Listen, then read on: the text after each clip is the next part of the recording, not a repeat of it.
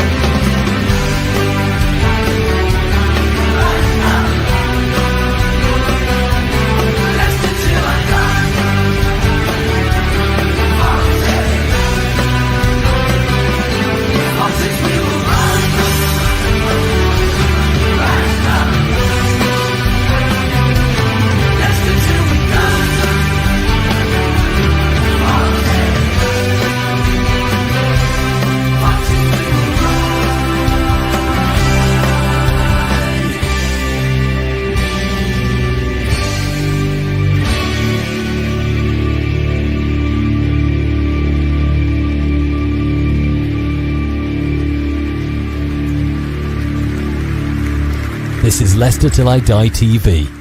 Watch and subscribe on YouTube and listen on your podcast platform. Good evening, everybody. Good afternoon, good morning, good night, good day, goodbye, hello. You know, it's been absolutely ages since I've seen you all, so I hope you're well. Tom, I saw him earlier, but he's stalking me. Chris. Wherever you are in the world, thank you very much. We're having a few problems trying to actually find a link at the moment. Nate, as a backup, if you can send me one as well, mate, because Nate usually does. But a good morning from Arizona. Wayne is in. Evening, Wayne. And George was in. Hello, George. How are you? Oh, well, look, the team's going across the bottom. Kyle's in as well. Hi, Kyle. To talk, I don't know. My words fail me, to be honest with you. The team layout is on the left of the screen. I'll try and pick one up while you're talking on the right, Tom. But talk me through it. Yeah, well, it's an interesting one, isn't it? When I saw it, I kind of looked at it was a lineup of we take with one hand and give with the other, right? Because I was quite happy to see James and Winks as the two central midfield pairing, right? But we kind of joked earlier, he's not going to put Bobby Decordova-Reid in attacking mid, is he? And here we are. It's probably been hamstrung a bit by the fact Ramsey's still suspended. I think he'll probably be the first choice there normally. But I'll say in Marty we trust. I mean, he's won for opportunities. It's no doubt, looking at this team lineup, a very important game for Daka and Bobby for their Leicester City careers. I think, redemption arcs are still there.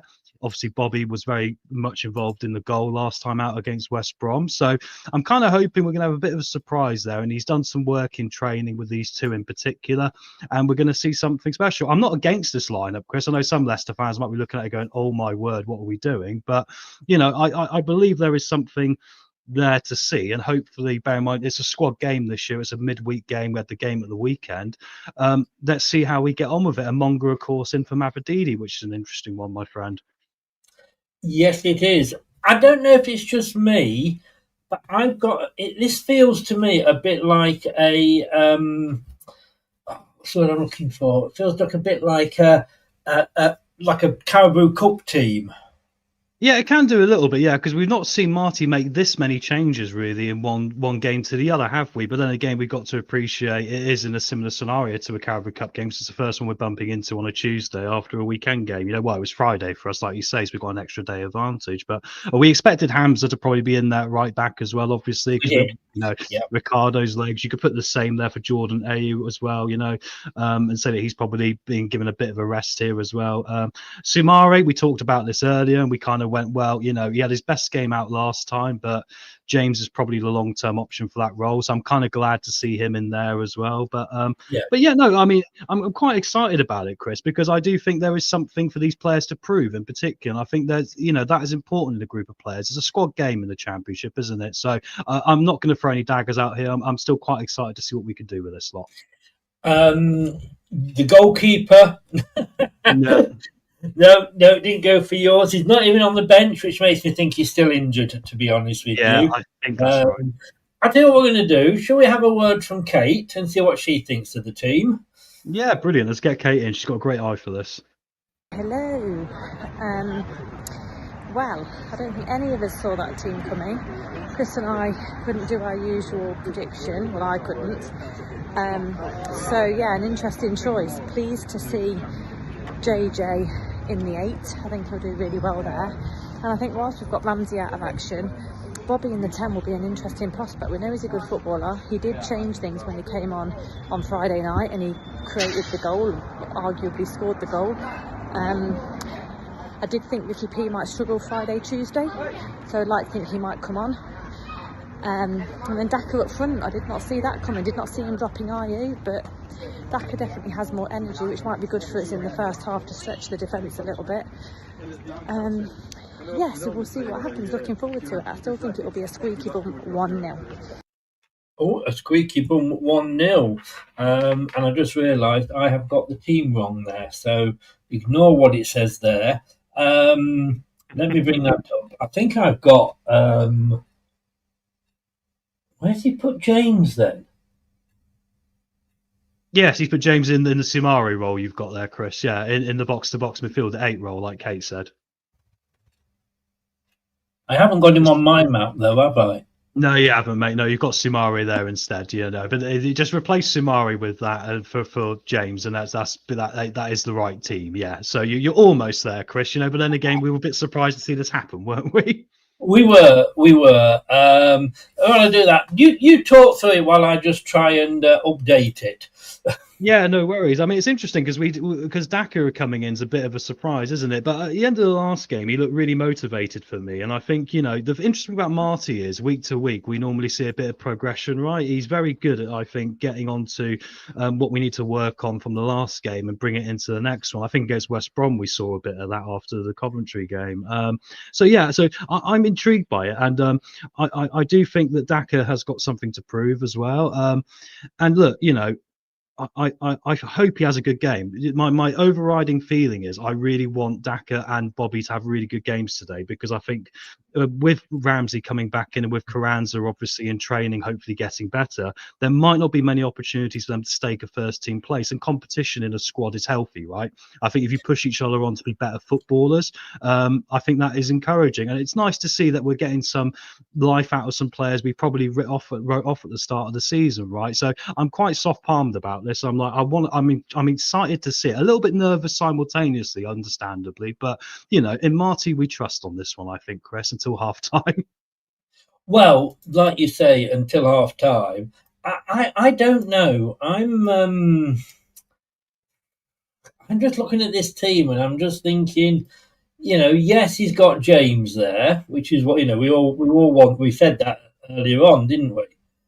Yeah, we did. Yeah. We said Sumari had his best game out last time out, but we still, the feeling is that, you know, what we've seen in James so far, he's going to carry the ball slightly better, you know. And it's ironic we got a James 6 in midfield today when obviously they've got Matty James on the bench tonight, which is quite an interesting sort of mirror sort of history for us as well. So I find that quite fascinating. But Chowdhury at right back obviously is an interesting one, because I think we'd like to have Ricardo there, but once again, like AU, it's managing legs now, isn't it? And I always say this. I know we say we want to pick the best 11 where possible, but modern day football, it's a squad game. You know, there's so many games, international breaks, all the rest of it. You know, you need legs, you know. So I'm happy to see us at least give these guys a go. And we know with Marty, at least if we get to half time and it's not working, I'll fully expect some changes from the bench, which is still strong, isn't it? Yeah, it is. Right, let's talk through this then. Look, Malorchi, we kind of obvious, isn't it, in a way. Thomas, I would have probably liked to seen Christensen on there, but talking about the Faze Vestergaard, probably still are our best two at the moment. Chowdhury, you went for that. You very much said it's going to be Chowdhury, and it is. What do you think he brings that Ricardo doesn't? Well, he's a different style of player, isn't he, Hamza? And I think actually at the start of the season, he handled that role very well. I mean, Brad mentioned this the other day on the review show you did for the West Brom game, and he was very right. I mean, when Hamza plays, it does mean that Thomas is going to be the one doing the Ricardo-esque work, right, and probably pushing further forward. It's interesting because we're kind of pigeonholed to play Hamza, but like a lot of people said earlier in the picking the 11 show. They've got a lot of danger from Kabore, who's very pacey down that right side and has been getting a lot of assists and has really made a difference to Wrexham's team. So Thomas going forward might give them an opportunity to get in behind us. So it's not an ideal situation, this, for me. And it does make me wish we had another right back option, or perhaps a Luco had a few more minutes leading into this. But so when you're saying about this guy for Wrexham, is that on their right or our right? Oh, that's on their right, which would be on our left. So that So would be Mr. Thomas, which that does worry me a little bit. It does, yeah. I mean, that's where you got to look at Harry Winks. That's what Harry Winks will be there to do. You have to make sure that he is covering that off and making sure he's giving one of his good games. In the last 2 games, he has done very well. So he's got a bit of double duty to do tonight in order to make sure we can get through this. If not, we're going to have to make some changes. But there's no Aluko on the bench. It'll have to be Ricardo, and just hopefully we can manage the minutes, right? So, well, as Armchair said earlier, if need be, maybe put Hamza on the left. Well, we might have to consider inverting one of these people in a minute, because we haven't got many other options. I don't like inverting players too often, because you put them on the wrong side of the pitch for their good foot normally, don't you? Which is not particularly helpful. But you look at Faze and Vestergaard as well, Chris. I mean, they are the best 2 players with the ball at their feet in defence. I mean, this is why I hope Nelson would have had a better start to this season, because I think Nelson could fit that category as well. But he seems a little bit lacking in confidence after the Huddersfield game in particular, right? Yes, yeah. On the bench again. Winks and James together. Look, we were asking for that, weren't we? Yeah, we were. Yeah. I mean, it's that thing with, I don't think Soumari's actually been terrible in the last game or so, but it seems to be a lot of hard work to get the best out of him. And I think James just naturally, when we've seen him have his cameos so far, has carried the ball slightly more confidently, slightly more incisively. I think his range of passing is better. And that'll be my complaint with Booba, is that in the second half of the last game, he did start taking accountability more and getting up with Mavididi and tagging up more, but he doesn't do it naturally. He normally just lays it off when he needs to be driving forwards. I'm hoping to see James take a lot of the weight tonight of that and really push on from that position with the ball. It's funny, he has his best game and he gets dropped. It is, but that's the funny thing about football, isn't it? Really. And like I say, it is a squad game at this level, Chris, so I'm very much like, I want to see the squad and what we can do with this, because we are rebuilding an entire team, basically. We still got some hangover elements, some of the past Premier League difficulty, right? So I think it's nice to see opportunities being afforded there. And Marty's a very good man manager, so if anyone is going to get anything out of these players, like Soumari or something, it's going to be him, isn't it? Yes, definitely. I suppose this now is James. We're looking at sort of, this is it for the season, mate. If you can make this place your own, it's yours to lose. I think that's it. I think he was long-term always going to be the option that we brought in for that role, right? The fact he played an attacking mid recently was only due to the Ramsey red card, I feel, right? Yes. Yeah. Otherwise, he would have gone straight into this position. I imagine Soumari probably wouldn't have played the last few games. So I think it's a good part of the evolution of the squad, because I've said this about the central midfield with players out of contract in that position, in particular at the end of the season. That's something we need to start addressing sooner rather than later, even up to January as well, because when we get to the end of the season, we're going to have to address it anyway, right? So it's nice to see James go in there from that perspective. Indeed it is. Winks, again, at the moment, he's proving probably to be our best player, isn't he? Yeah, no, he's been very good. Yeah, he has. Yeah, I mean, it's funny with Winks, because I always would like to see a little bit more from him, but then I'm very reminiscent of the fact that sometimes at times last season in particular, he would overplay the ball at times and wouldn't get his passing slightly right. So in games like today, where we're going to face a bit of danger around that area, if he can do the basics really well and just orchestrate that, that midfield in front of the defenders, and maybe allow Woot to come out as well. He's a very good ball playing defender and can overlap a bit sometimes. I think then we'll be in good hands. So a lot of it will be on the central midfield too today for me, and how we it's like they're the metronome of how this team's going to do today. Monga over Mavididi. Yeah, interesting one. This, I mean, I'm surprised to see him because I did wonder after he had that little incident where he was practicing for the diving Olympics in the game against West Brom, as if he'd actually injured himself for some sort of bad karma. But hey, it's a part of the game nowadays, isn't it? A lot of players play for stuff like that as well. So no, I'm intrigued to see what he does now. I think it's a big game for him because he offers something different to Mavididi, doesn't he? I think Monga has got pace, but he's more likely to use his trickery and skill than Mavididi is, who will actually run at people. So I'm intrigued to see what balance that has, especially with Daka, who's a bit more pacey, right? So maybe that's why he's done that balance, Chris. Yeah. Again, do you think this is like, because it's only his second start of the season, and last time it was pretty disastrous. But then again, it was for many of the players, wasn't it? You've got to say. But if he doesn't perform now, is that it? Do you think? No, not at all. No. I mean, that's not it. You know, I'm not saying that's it forever and a day. I just mean as a starter.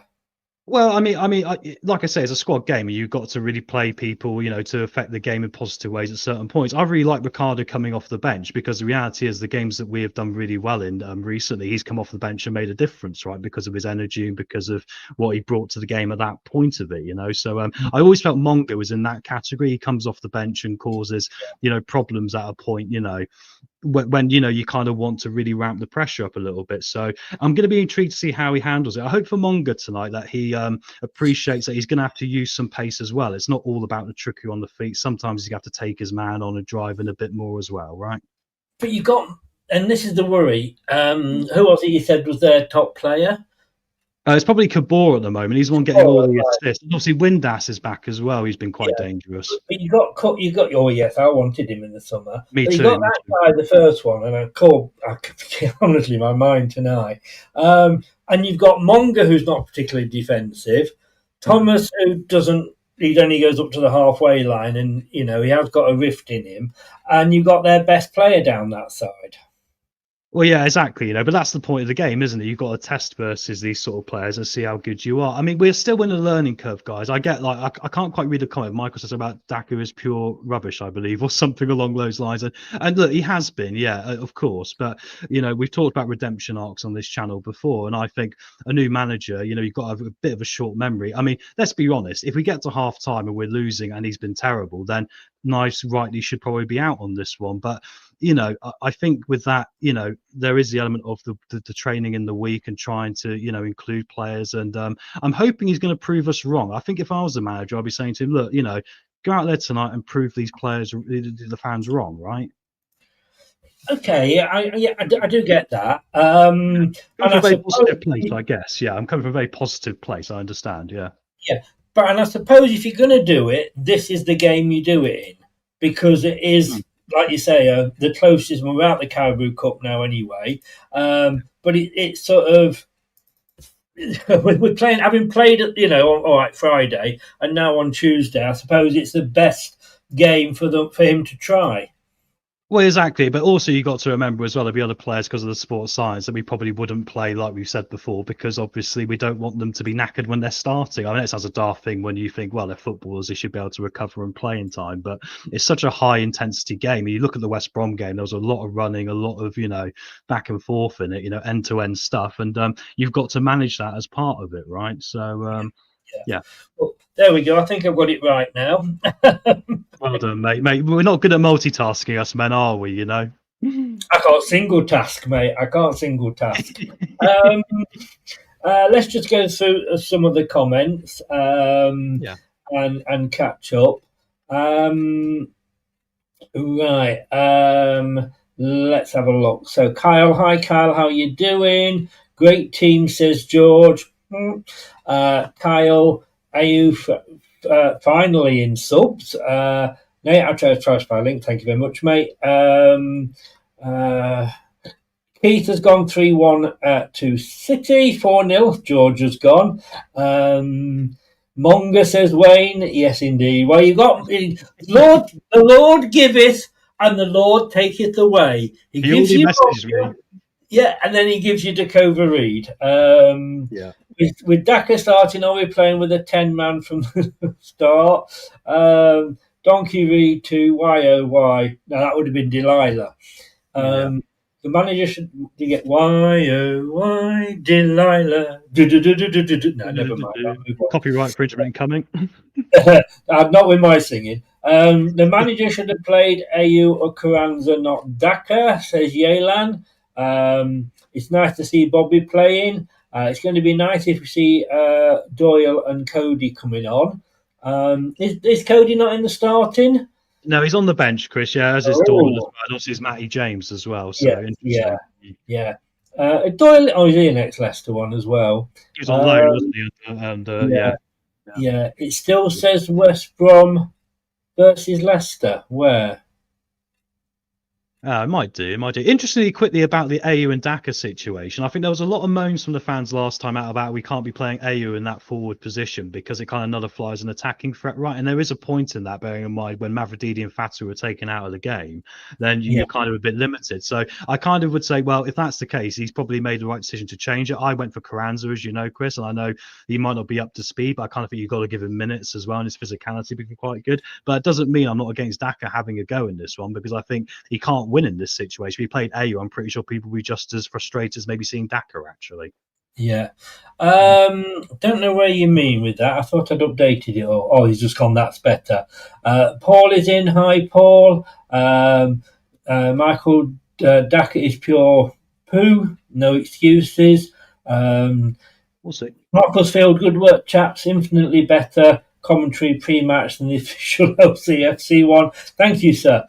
Thank you, Nate, as well. I appreciate that. Was it on Insta or X? And Michael's gone 1-1.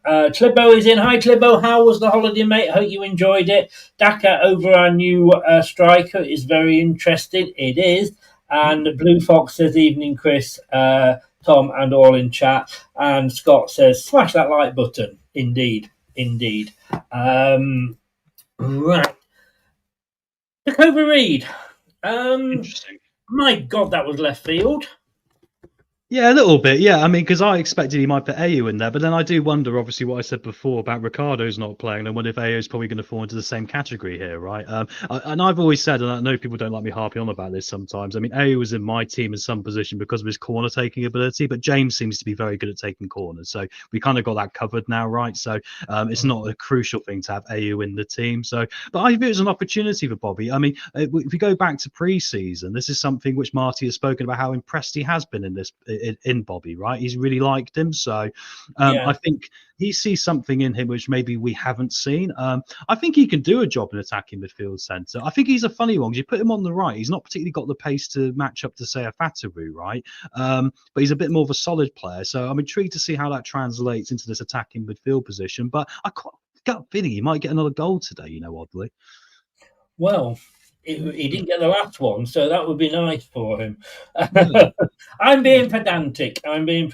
Look, in Marty we trust until we're proved otherwise. And hopefully that isn't going to be tonight. But we don't want these players to not. We don't want them to fail, do we? Because they're playing for Leicester. But we've seen what they're like. But look, I'm not going to criticise because I've said every player gets a clean slate when a new manager comes in. And I'll always quote, I'll just do two names, Vestergaard and Enzo, and exactly. It's just, yes, it is Kevin. So who knows? Before the start of this season, Chris, I didn't want to see Vestergaard in the team again, but then he's proven me wrong because he's probably been the most solid centre-back so far of the group, right? Yes. Yeah. No, indeed. Yeah. And let's talk Dhaka. We've got to, haven't we? Yeah. Look, the way he's been used this season is the and Bobby Jacoby Reed is just being interviewed, I do believe. When he is been used, he's come on very much to close people down. Yes, exactly. Yeah, he adds a bit of pace up there, doesn't he? And tries to, cause a bit of chaos, perhaps. I mean, the interesting thing is we're playing against a back three today. So there's a part of me that goes, this might not be the smartest move in case he gets marked out. But it depends on how the game maps out and how we play the game. If Wrexham come onto us and there is space behind, then it will be okay. But you do wonder when they're playing three at the back if that's not their intention of their style tonight, right? Yes. Yeah. Which nullifies it. Yeah, all my streams are frozen. They're not moving at all. The Bobby to go read effect. Yeah, probably. And again, maybe it is a case of this is now or never for him. But Yeah. look, when I look at how he was celebrating that goal, there's nothing to say that he doesn't want to be here. No, exactly. No, same with Daka. Yeah, Daka. Well, yeah, say we're talking about Daka, aren't we? Yeah, that's my point. Yeah, and I'll speak about this with Mavrodidi and why we were picking Mavrodidi when he was probably in a bit of dodgy form. But we said this, it didn't strike me as a thing where he was being petulant or frustrated with, the team, anything like that. He seemed annoyed at himself and he wanted to do better. And I think that's when you manage it slightly differently, right? And put an arm around him and try and work on it in training and just give nice little pointers to try and get him back in the right direction. And the last game he did pretty well at that. So if Daka's had the same sort of thing this week, then I've got no problem with this at all, Chris, because I do think actually he would have got more heat for playing AU tonight in that position. Yeah, I see what you mean about LCFC Hub. You've got Ewan Roberts and Matt Elliott. Neither of them are actually exciting when it comes to being interviewed. Look, we looked at this earlier. I'm not going to look at that because it's done now.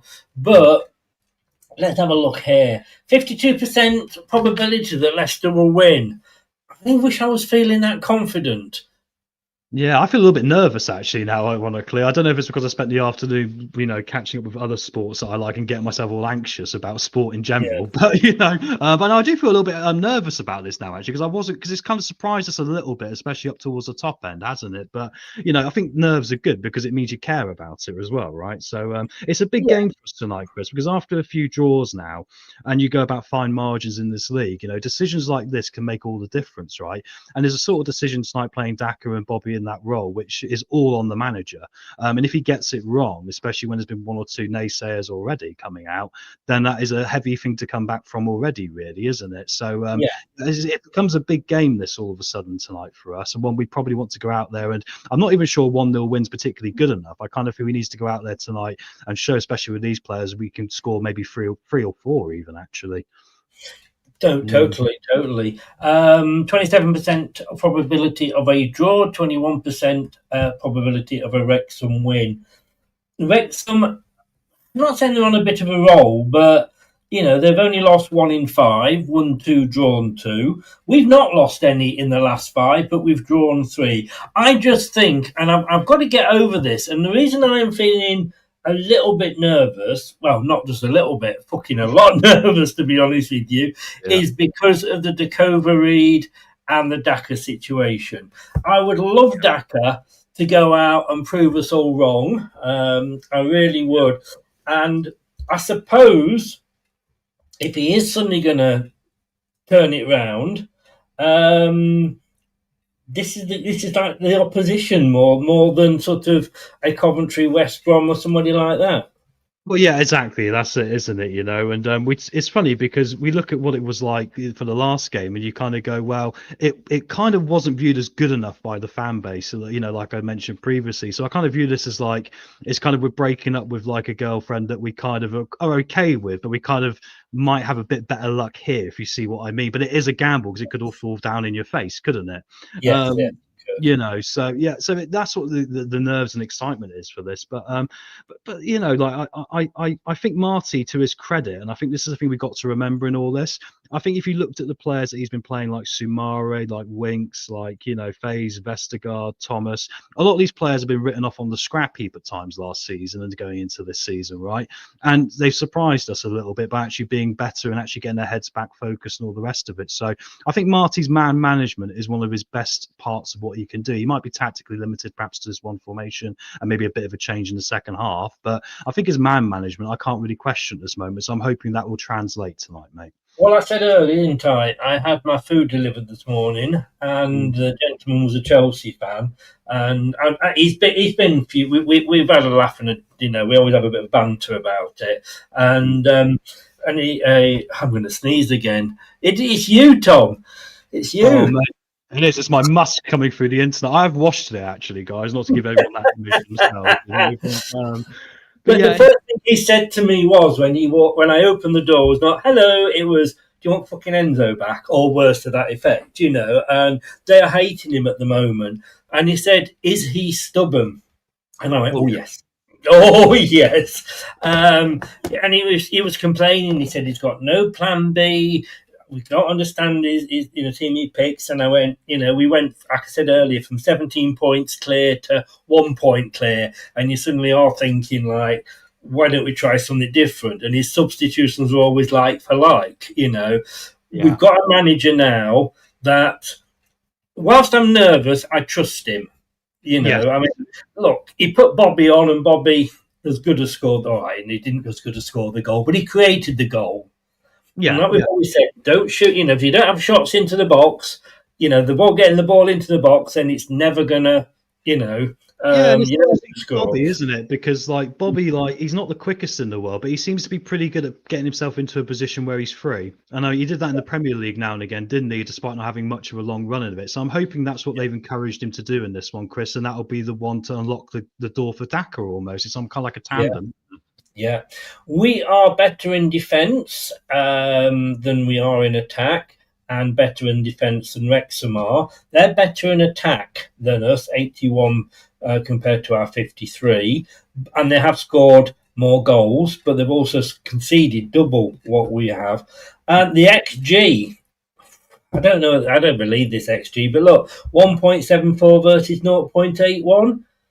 Yeah, about right, isn't it? We're saying it's about 10% of chances in the Championship go in the back of the net nowadays, and we might be just slightly above that, But then there's still obviously people having that question from the last game: is are we going to be able to be free scoring enough the way we're lining up with this formation? It's going to be an interesting first half. I'm just hopeful, Chris, that something's going to happen in this in the first half. If we get to half time, we're losing. I think it's going to be a difficult one to digest, perhaps.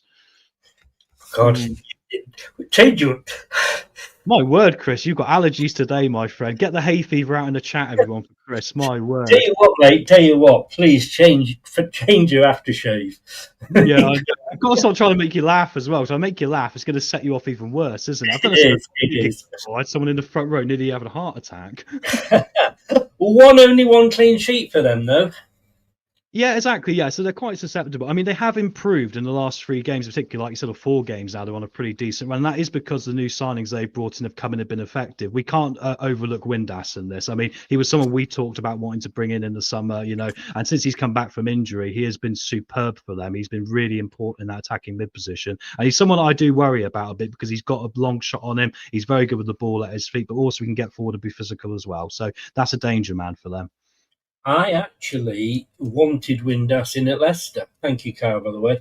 And I was sort of, he's too old, blah, blah, blah, which I kind of got. I kind of got because he does fit into sort of the Jordan Ayew. Is he 30 or something? Yeah, about that. Jordan Ayew probably took over Reed's sort of bracket, but he knew where the net was. He loads of goals, loads of assists, and I really wanted him, but I got shot down. And I went out there a little bit of if he comes and scores 2 goals, it means we'll have lost. Interesting thing is, look, we're 5th, they're 16th, but on Foot Mob team rating, Wrexham are actually rated higher than us at the moment. Yeah. But what does a Foot Mob team rating actually mean? Is that how they view the entire squad, or? Yes, no, it does. Every week they give a mark to the player. It's a bit pretty much the same as the sort of BBC. Oh, okay. It's like a ranking, yeah. But basically they have, I guess, one guy that watches each match, and he gives the starting 22 and obviously any subs that come on a mark out of 10. And then it's all averaged up and what have you. I'm going to have to go and blow my nose, mate. So I'm going to leave you. If you can talk about something while I'm gone, and I will not be. We've got the Wrexham team there. You can pop up. I could talk about. I haven't. No, so just talk about it. Sorry, mate.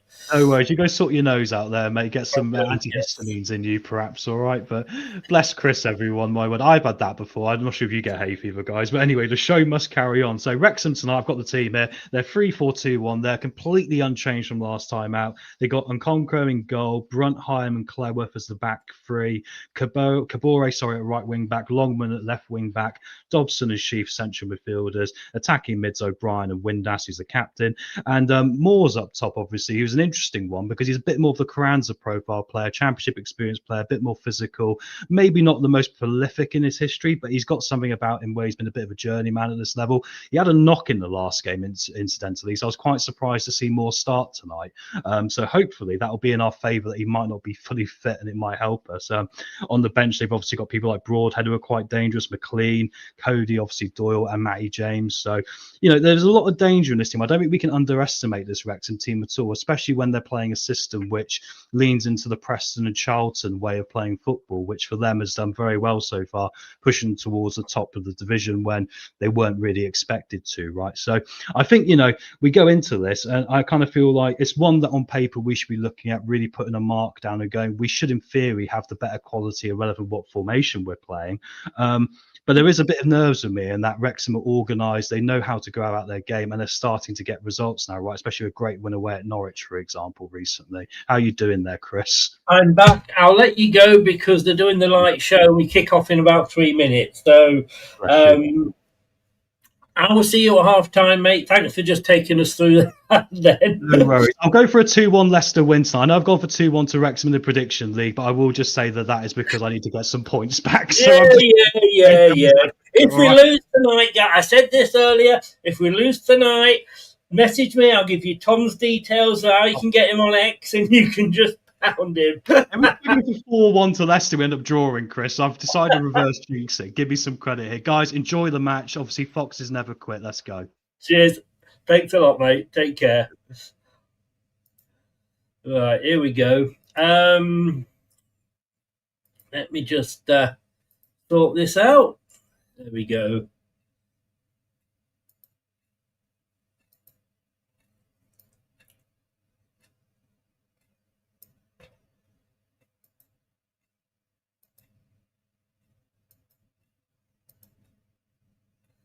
Okay, I'll just winding this into position.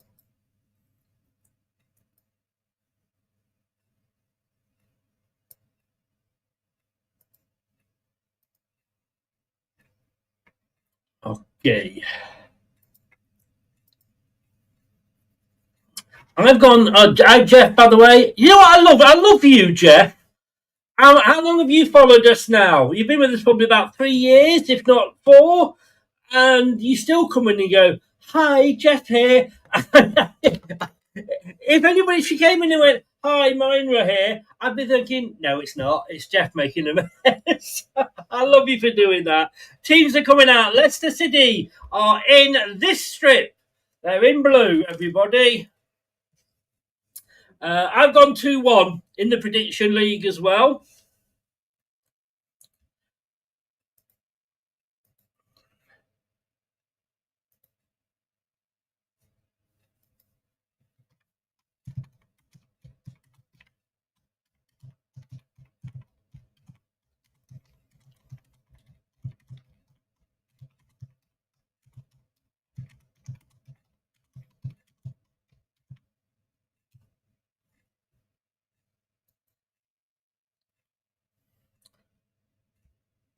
So Leicester City, Salat chicken goal, and then you got Thomas and Chowdhury, the two on the two left and right back. You've got Vestergaard and you've got Faze, the two centre backs. This is a totally weird way they're putting it up on the telly here. You got Winks and James. They are both in that two defensive midfield roles. And then you got Dakova Reed in number 10. And you got Fatawu on the right. Monga coming in from Aberdeen on the left. And Daka on the right. Do I look like I'm Jesus Christ here with this light above my head? And do you like my new sign there as well?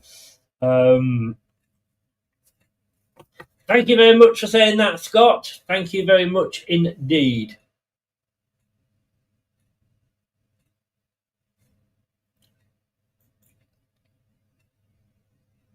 Oh, I didn't realise Wrexham were after Jordan James as well.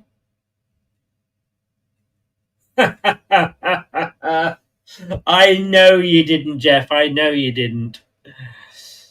So we're at home. It's back at home. I know what you're saying, Richard. I know what you're saying. Yeah, we get it too, Sif. Don't spam the chat with it.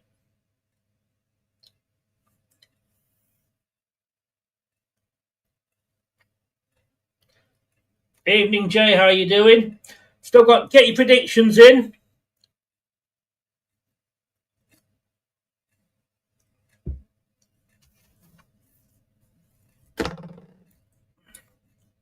Yeah, they're just saying there that, the squad depth is good because we made those 4 changes.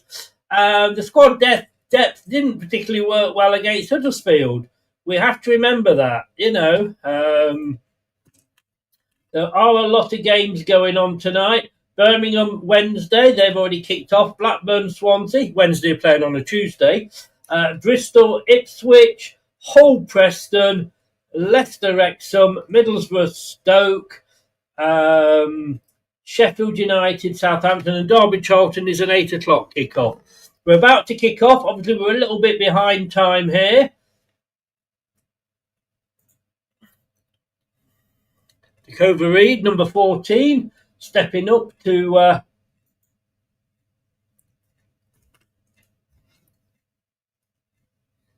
so Leicester are going to kick off, I believe. I think Dakota Reed's just giving a few last instructions out. He looks different, Phil Parkinson, today. Yeah, it will, Kyle. Right, here we go.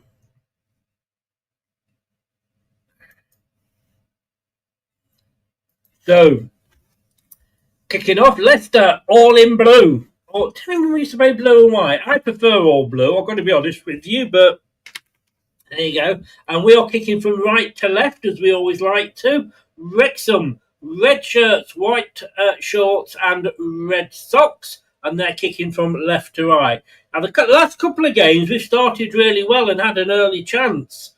Don't know whether that will happen this time or not.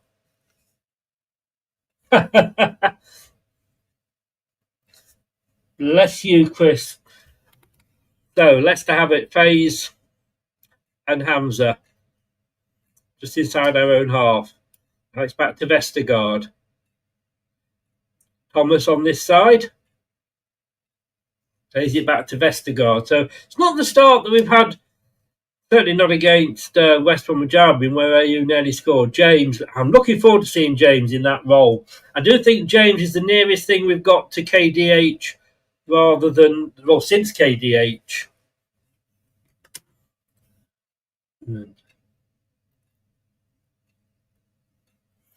Jay, he's got to be given a chance. New manager, everybody gets a chance. FaZe out on the far side. Good run forward to Faftuwu now. Back to FaZe. Pumps it into the box. Oof. That was shot into the box. Let's have a look who it was. FaZe out to Faftuwu. Faftuwu back to FaZe, who was unmarked. Faftuwu had 2 on him. Left-footed into the box. I think it was James. Helped it on into the box, but Daka was very high for him and he couldn't get over it. You've got to ask with Daka as well, have we played to his strengths?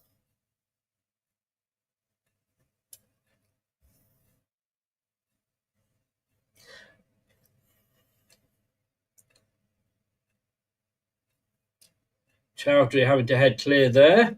Ooh. Monga loses it out, and it's with Wrexham on the far side. I just realised I'm listening to Wrexham commentary because the Leicester wasn't working before. Let's see if it is now.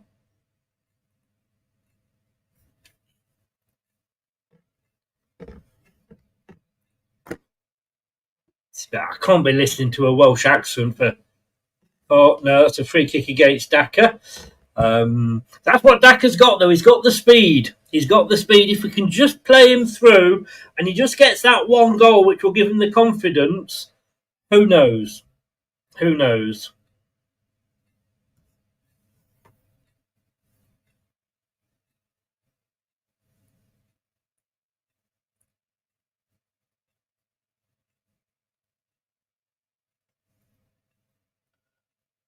Yeah, he's played all 7.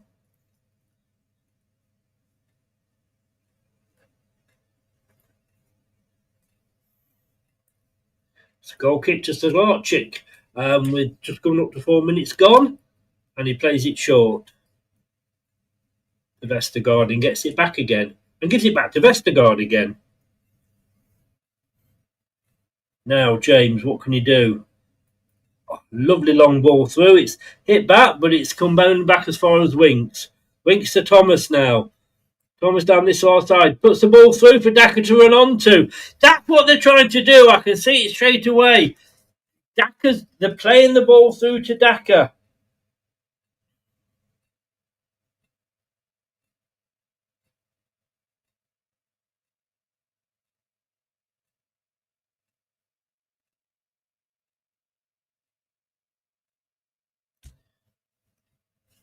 So, Thomas. Chowdhury, who's come on to the left side now.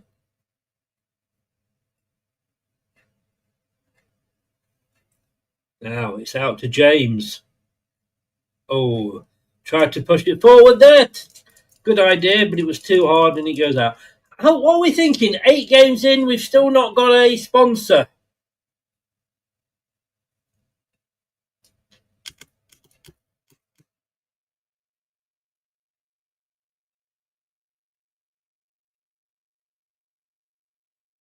Honestly, can you imagine if Danny Ward had been playing? Really?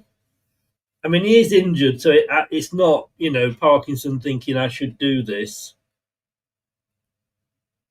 Winks. Faze. Winks and then back to Vestergaard. Back to Winks, who's got some space, turns on the ball, looks for the through ball, finds James with it. James starts to run forward. Still travelling. Oh, and he took a shot. Good run by James, though.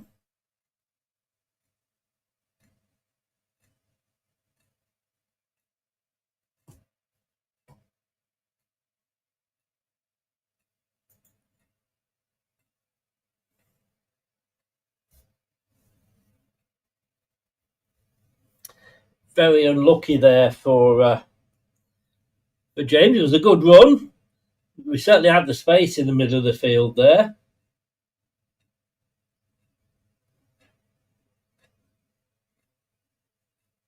There's a lot of ex-Leicester. This is like Leicester B. Oh, Windass. He's beat Thomas. Thomas slid in a little bit there. Oh, Kiefer Moore shoots wide. Wasn't he at Ipswich?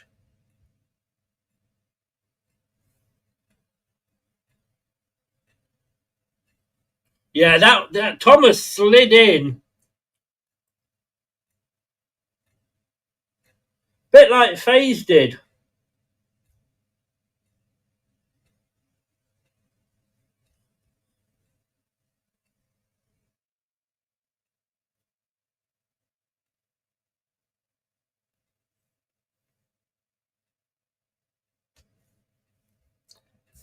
Oh, Monga now finally gets his touch. Can he be kept in? Yeah. Well done, Dakova Reed. Thomas. Winks now's got the ball. Plays it just slightly back to FaZe, to Chowdhury, to FaZe, to Vestergaard. We are in the opposition half here. Thomas. Monga gets the ball off Thomas. He's caught, but he still keeps stood up and keeps having the hold of the ball. It's now going to go over to the far side. About FaZe. Turns on the ball and comes inside. Oh, Dakova with a shot wide. What a lovely move. What a lovely, lovely move.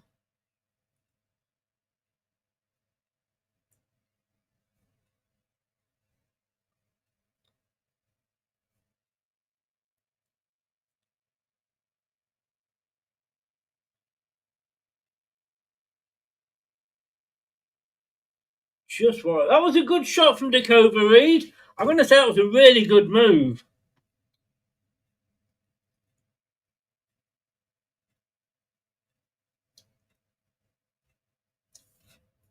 Problem if we put King Power up there is if we ever need them to pay, they won't. Vestergaard backs to Stolarczyk, back to Faze. Faze runs forward. This is what I like about Faze. He can take that ball and run. Reminds me very much of Maguire and Stolarczyk. Now, Thomas out to Monga. Oh, he slips over, but he keeps hold of the ball. Oh, he goes past three and plays it across field to Fatawu. Fatawu now onto his left foot and he puts it high and wide. And it's a corner to Leicester.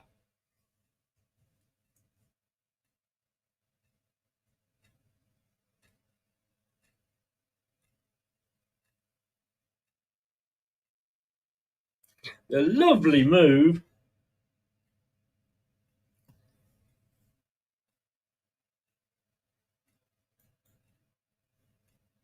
Preston already 2-0 up against Hull. Bloody hell. Jesus. So it's a corner. James to take it.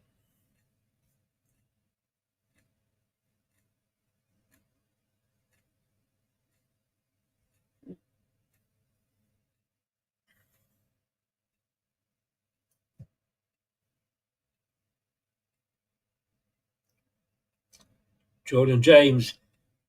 It's a good delivery, but unfortunately it was booted clear by Wrexham. 10 minutes gone. 0-0. Got to say, Leicester have settled better.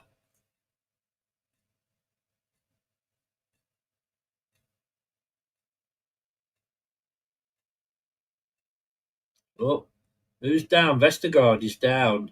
Holding his head.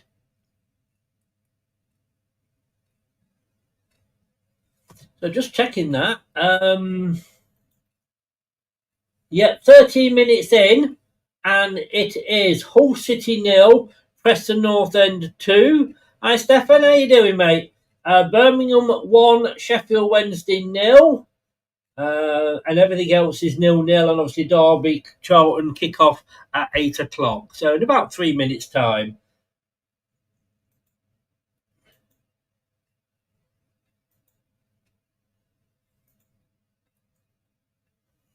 If I sneezed again, I apologise. There's a free kick to... No, it's not a free kick. It's just a goal kick to Wrexham. We need to start winning.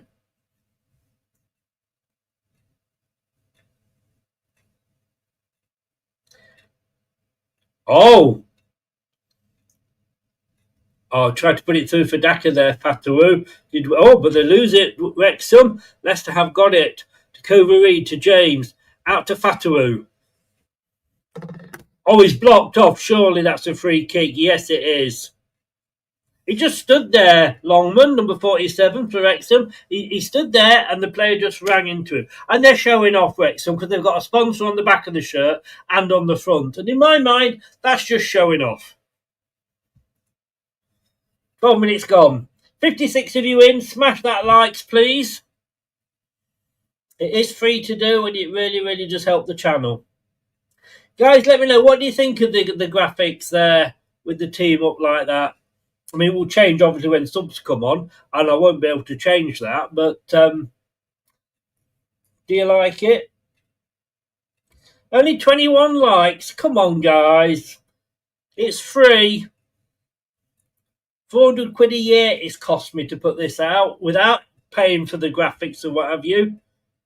Oh, Fatawu now on this near side. He's got it to Monga. Oh, Fatawu was a short ball. So Fatawu and Monga's now going over to the other side. Monga is being sent over. Ladies and gentlemen, Monga's being sent over to the left. Yeah, come on. Next month I've got to pay 400 quid. Not sure where I'm going to get the money from. I've got to be honest with you. So make the most. These might be one of the last watch-alongs that we do. If you smash those likes, it doesn't cost you anything. All it does is gets the channel seen around on different channels. And that means, basically, more people see it, I might get more views. And that's how we get a little bit of money.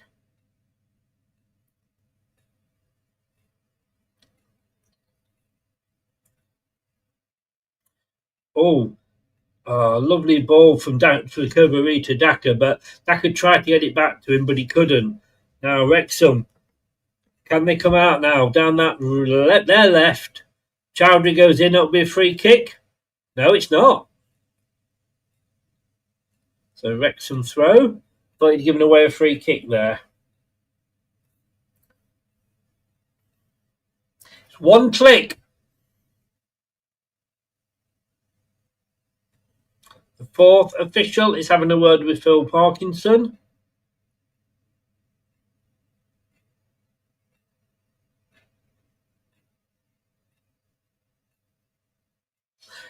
It's not the Parkinson. Who was the guy that was in charge of Hull? Was that Parkinson? It wasn't this Parkinson.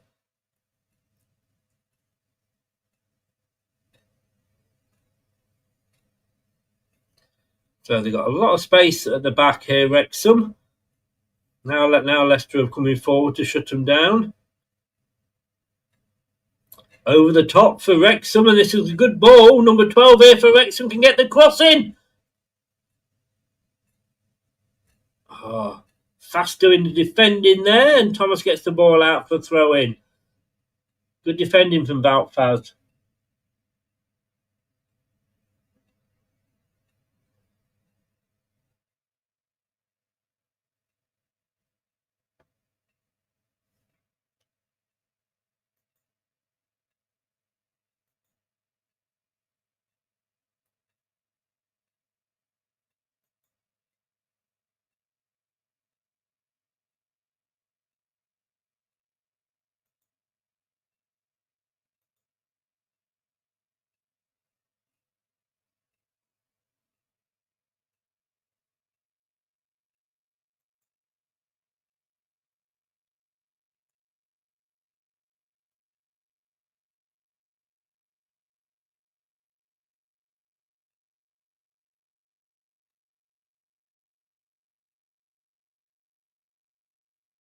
Is it Hamza's birthday today? I haven't seen anything up on the socials.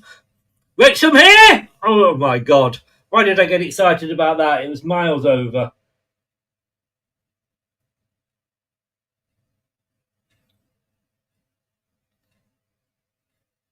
Don't think it is his birthday. Oh, is it a different calendar in Bangladesh? I understand, Tusif. Sorry, mate. I understand what you're saying now. Happy birthday, Hamza. Let's just say that then.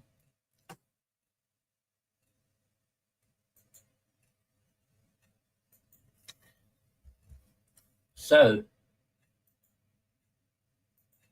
at the moment, Leicester with 72% possession. It's back with their goalkeeper. But Wrexham have got the slightly higher XG. But I mean, let's start. Now the through. And how the hell did he miss that? Oh, Hamza. Oh my God. Jesus, let's have a look at how it was. Over the top. Oh. Bad back pass from Hamza there. Too short.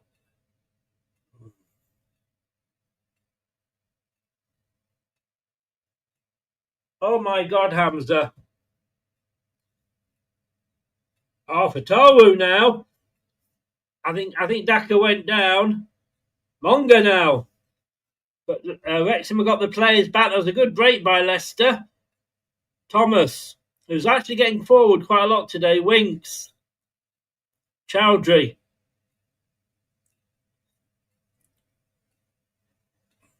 I think I had to apologise to his teammates. If he didn't, the advantage is now gone. As it's back with Vestergaard just in the centre circle in their half.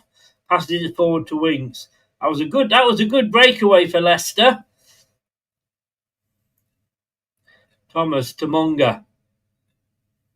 Just seeing flashes of Monga at the moment. That's it. But then again, he's on from the start, so he's on longer. Winks. Vestergaard now. Over to Faze on the far side. Oh, a lovely ball over the top from Faze. The Daka. Fatawu. Oh, who loses it?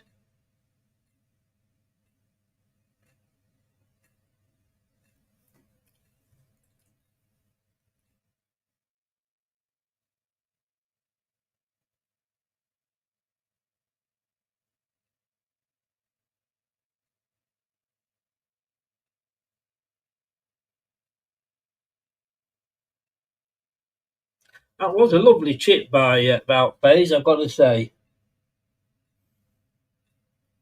69 in, get smashing those lights, guys.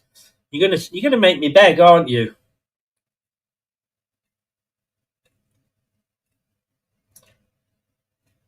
Oh, Jordan James! Oh, oh my God! Oh,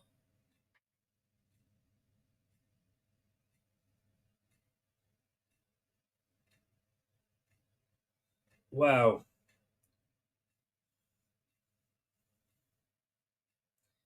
Let's have a look at this. Oh, Daka only just missed it. It's a lovely run. Oh, 20 minutes gone. I tell you what, there's one team on top here at the moment, but you know Leicester doesn't mean a thing for us, does it?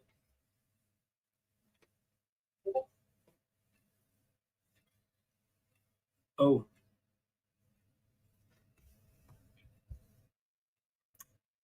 The Wrexham throw. Could have got a free kick there on the far side, just inside their own half.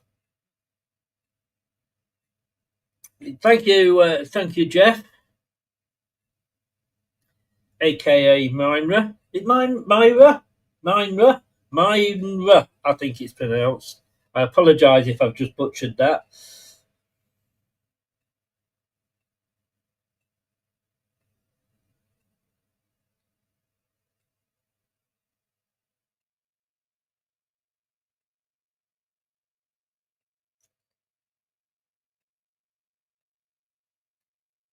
Ray's got it. Sorry, Jay. Chris, do you remember your last live game you saw at the King Power or on an away ground you visited to watch Leicester?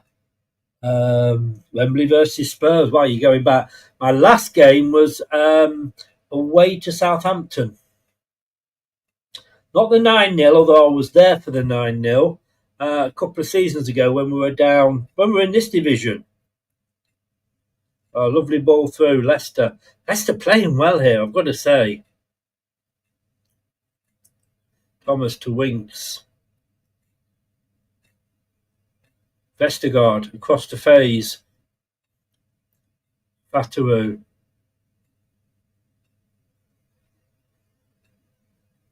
Oh, lovely run by Faze!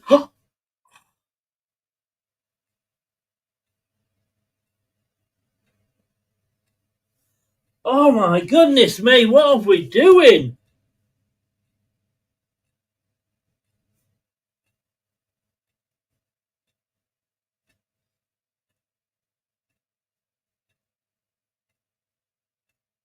That's the second one that Dak has just missed.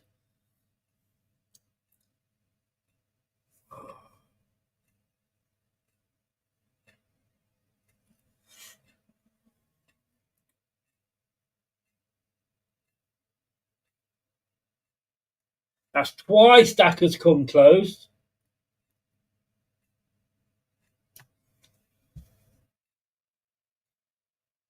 Well butchered. Mirna, is that right? Is that closer?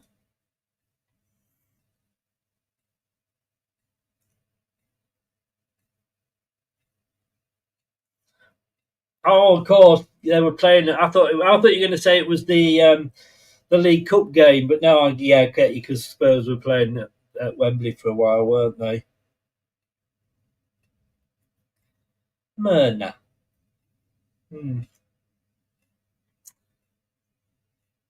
So free kick to Leicester. 23 is Vestergaard, plays it across to Faze and across to Chowdhury. Windass there. I would have liked to have got him, as I said in the pre-show. He was all the way back to Salarchik.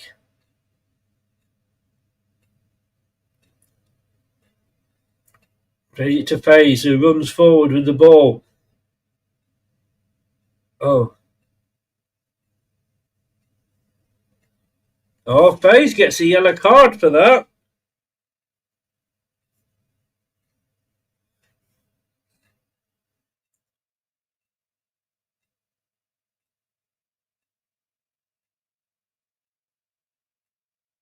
I think he got the ball.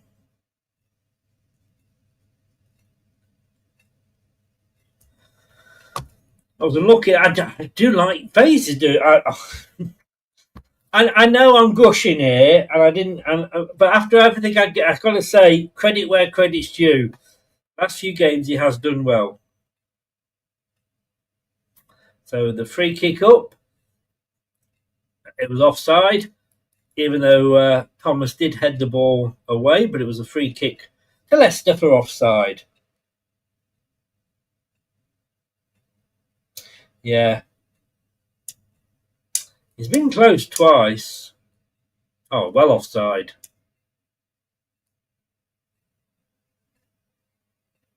There's a lot of players slipping out there.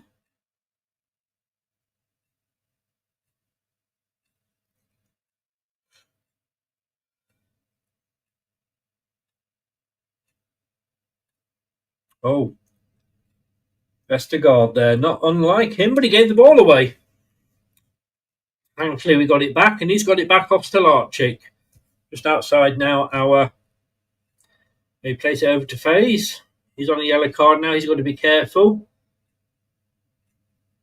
Oh, he's lovely, well kept in.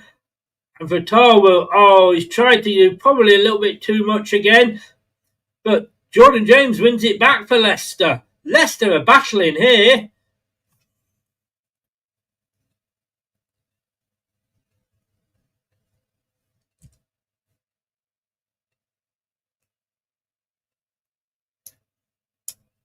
We just kept, I don't know who it was, just kept the ball in and pumped it forward, and it ended up going to Fatawu.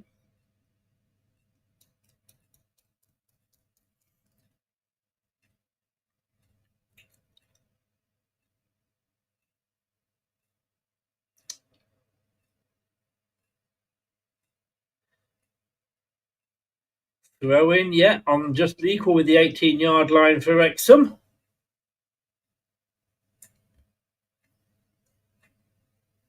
I'd sooner have Championship refereeing though, Keith, than Premier League refereeing with VAR.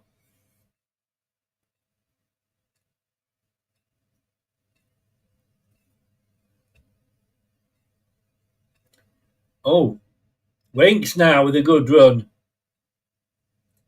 Fatawu, back to Chowdhury. Fatawu has got it back. Winks back to Wout Faze. Or Faz, whichever. Dacker's away! Oh!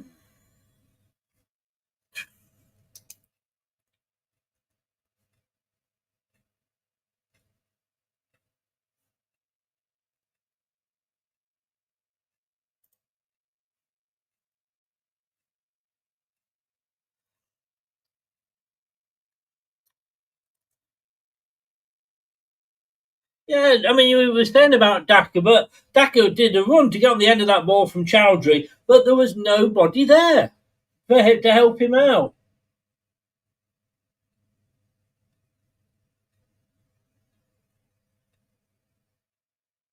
Oh, Oh, that was a short corner. Well, it wasn't a short corner.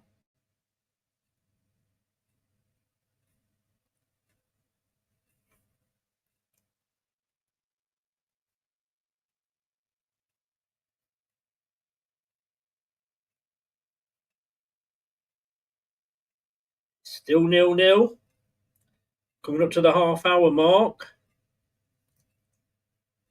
That was a very good move, actually. Fortunately, it was blocked. Let's have a look at the scores here. Birmingham 1, Sheffield Wednesday 0, Blackburn Rovers 1, Swansea 0, Bristol 1, Ipswich 0, Hull 0, Preston North End 2, Sheffield United 1, Southampton 0. The other three games are all 0-0. Right. I mean, Southampton will still first manager to be sacked. Well, the second manager to be sacked. The next manager to be sacked, in my opinion. So Leicester coming away. Prashant, have you got a note from your mother? Oh, Monga. Oh, Jordan James couldn't quite get onto the layoff there.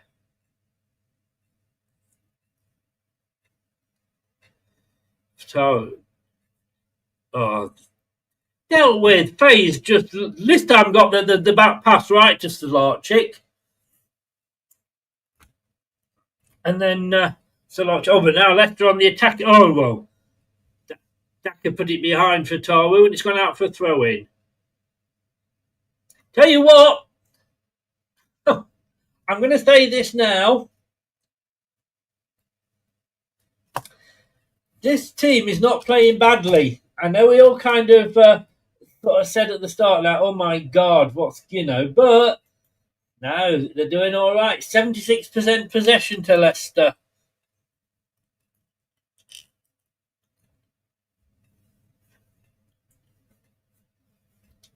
I'm trying to hide my man boob.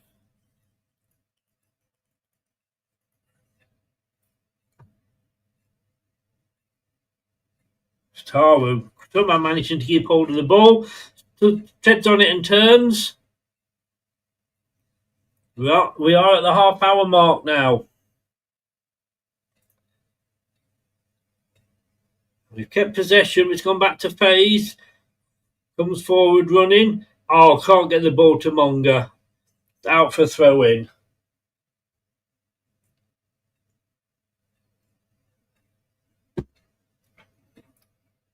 9 touches in their box for Leicester. 3 in ours for Wrexham.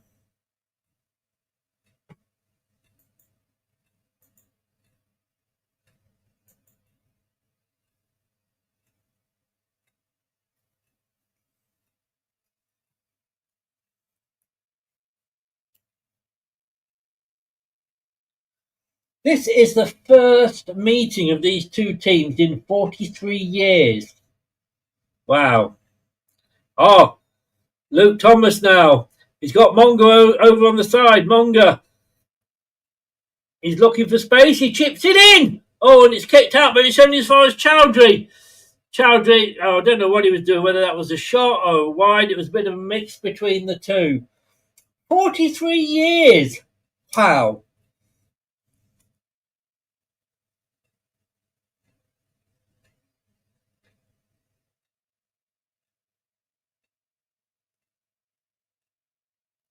Hey, Daka's having a good game, you guys.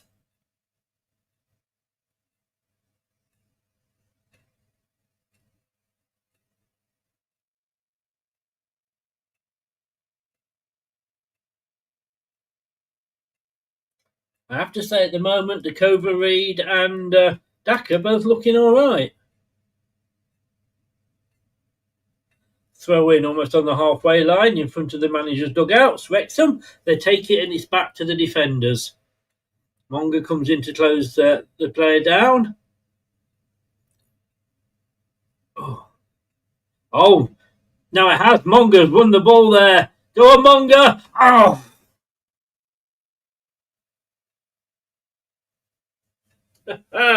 Monga.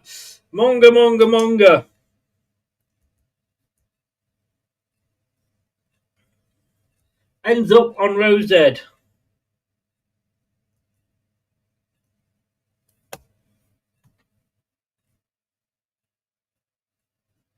At least he's shooting. I mean, it was his less favoured foot, but at least he was shooting with it. Oh,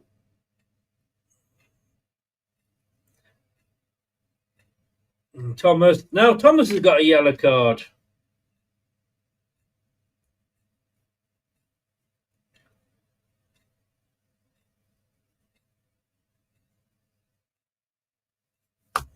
Interesting.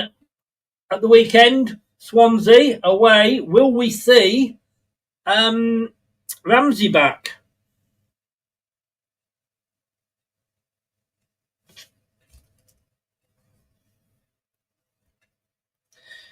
There's a free kick to Wrexham.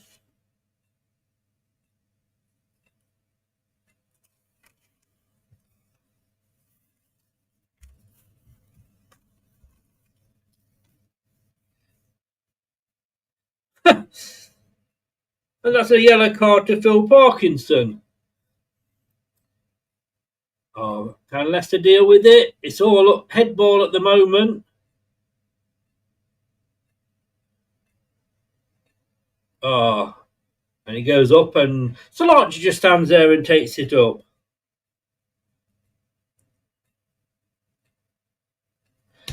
He doesn't generally clear it very quickly, but you've got to have the options. If you're going to clear it quickly, you've got to have the options. Monga. Daka. Winks. The Chowdhury. Daka was having to run with his back to goal there to get it to Winks. Winks has it now. Again, the impetus may be gone a little bit. Oh, lovely ball. Jordan James! Yes! Yes! 1-0. Jordan James gets his first goal for Leicester City.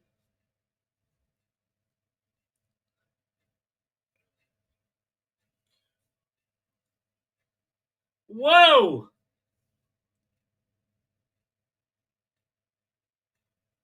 Well done, James. His first goal for the club.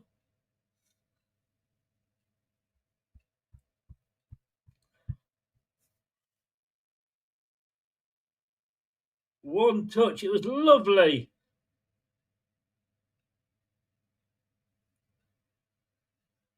It was a 1-2, and Daka will get the assist. Wow, wow, wow. We've got ahead. We've got ahead, everybody. Go!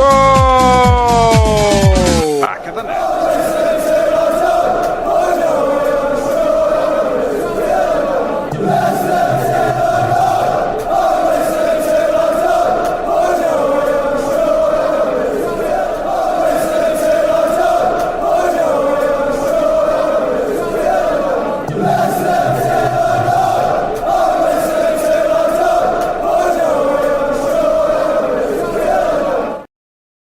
Well, Daka gets the assist. James gets the goal. And Leicester are 1-0 up.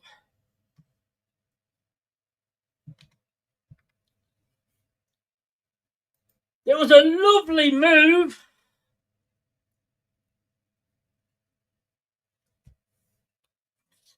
Good time to score as well. 88 in. Get smashing those likes. Wow, wow, wow, wow. Beautiful build-up, Jim. Oh, now Fatu comes away. We've got the bit between our teeth now. Oh, he tried to get it to James. It was behind him, but James got it because the Wrexham player wasn't really paying attention. It's out for Leicester City throw on the far side. About 25 yards outside. 22, 21 yards outside. Jim, how you doing, mate? Hello, Tuscan Fox.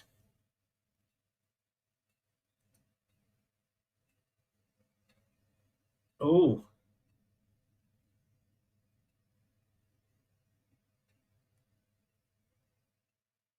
Thomas has got to be careful. Thomas foul.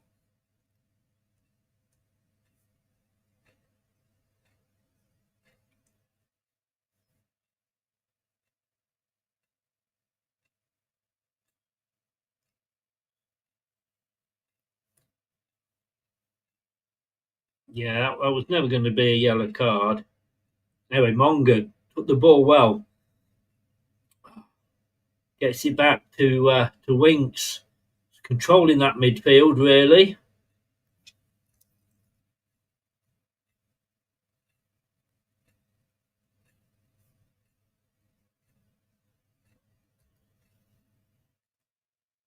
Oh.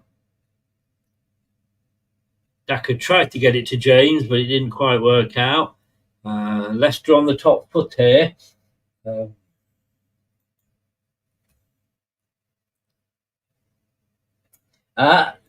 Shouldn't count our chickens, but we're actually up to third at the moment. Now, Kabore, this is the guy that we were going to be worried about. Oh, and it's Thomas just forced him wide there. He really did force him wide, Thomas. Good defending. Yeah, Leicester up to third, and we've got obviously there's a lot of teams playing tomorrow, so we'll probably last. No, Thomas did good defending.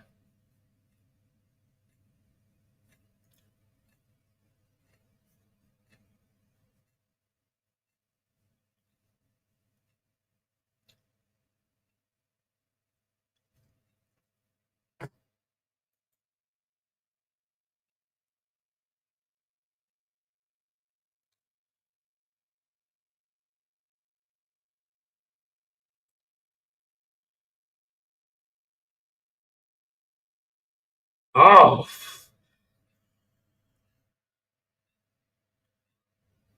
oh my God.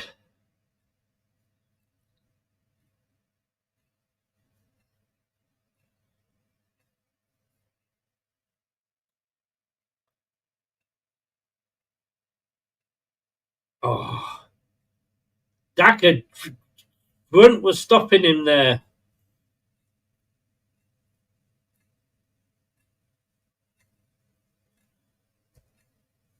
Oh, it was a lovely ball through for Daka. John James going over to take the corner. Yeah, we can get 50 likes by half time, guys. That would be brilliant. So it's Jordan James, right footed, left hand up. This time it's not along the ground, it's over his header! Oh.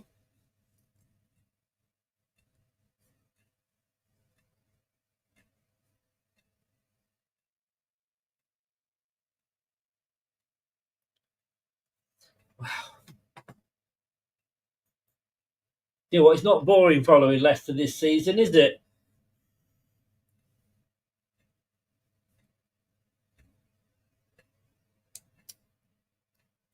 Maybe should have done better with that Vestergaard.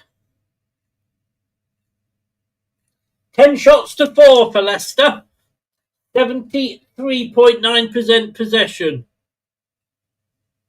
Oh, good move by Fatawu. Keeps hold of the ball. Gets it back to Vestergaard. Now this is out to Thomas on this side. He has got loads and loads of space. He plays it inside to Winks. Winks out to Monk. Oh, come on, referee. Yes. Now, is that a yellow card for Kabore?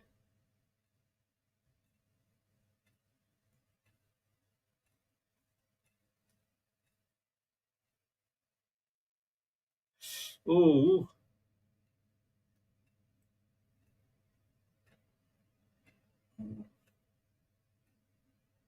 Wasn't a yellow card. Well, it was borderline.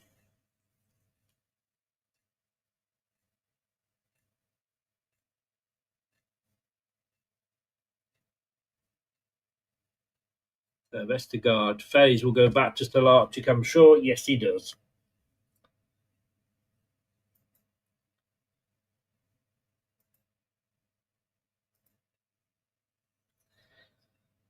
So we're going to start looking here. Oh, Chowdhury doing well to get his foot in there. Now, Luke Thomas. Just plays it out to Mongo on the left. Oh, it comes inside. Oh, he's gone. Winks.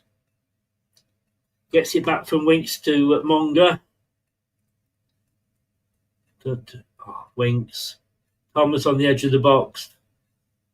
Chowdhury gets it back to Winks. Winks back to Monga. Leicester showing patience. Oh. No. No free kick. Monga and Mindas both went down.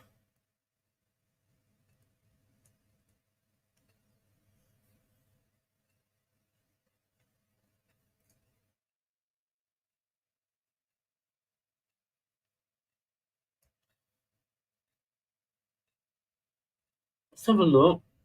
Oh, Windass had his arm up into the in Monga's face.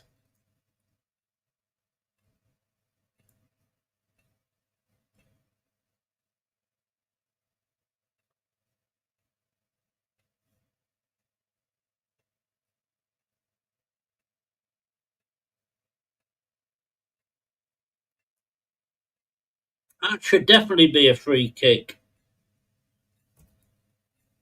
But it looks like he might have come off worse, which will be sweet justice, really.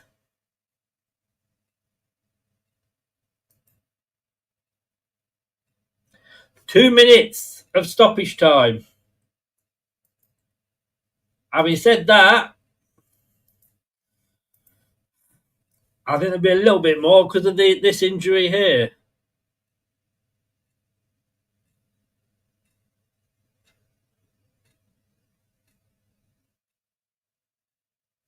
Who's Jordan Jones, Matt Elliott? It's Jordan James.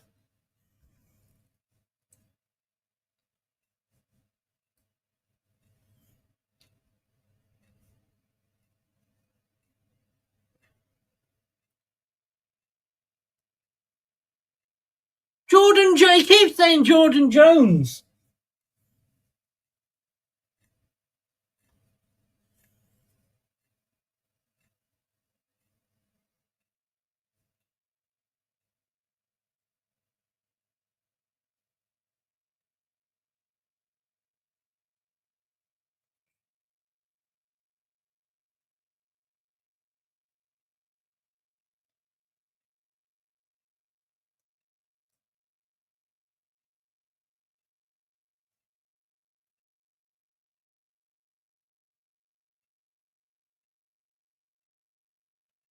We drop ball, which will go to Wrexham.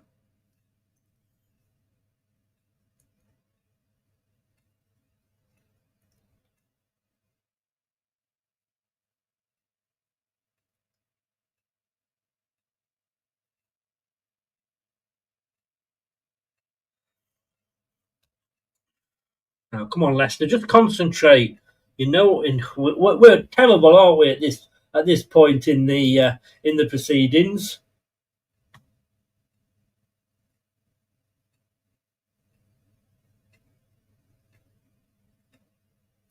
I know. It's not just me, is it? Twice he said it. Twice.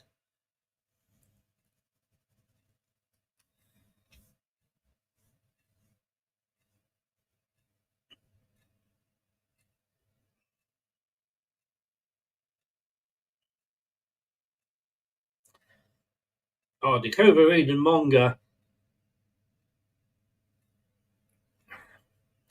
To Daka. Back to Vestergaard. Vestergaard to James stroke Jones. The Fatu on the far side. He'll run at two. He's got two on him, of course. He's got past it, but his shot comes off the Wrexham player and will go out for a throw-in. Thomas comes over to take it. Is it time for a long throw, I wonder? LCFC, how you doing? Ronald is in. Hello, Ronald. Always glad we're winning. Face. He'll go all the way back to... and again, we've gone from attack to defence. And there it is, half-time. Guys, I'm going to go and blow my nose and do my other ablutions. We'll be back in 2 minutes. I'll be joined by Tom, and we'll be looking at the first half, which has been a very good first half for Leicester City. And we will see you in 2 shakes.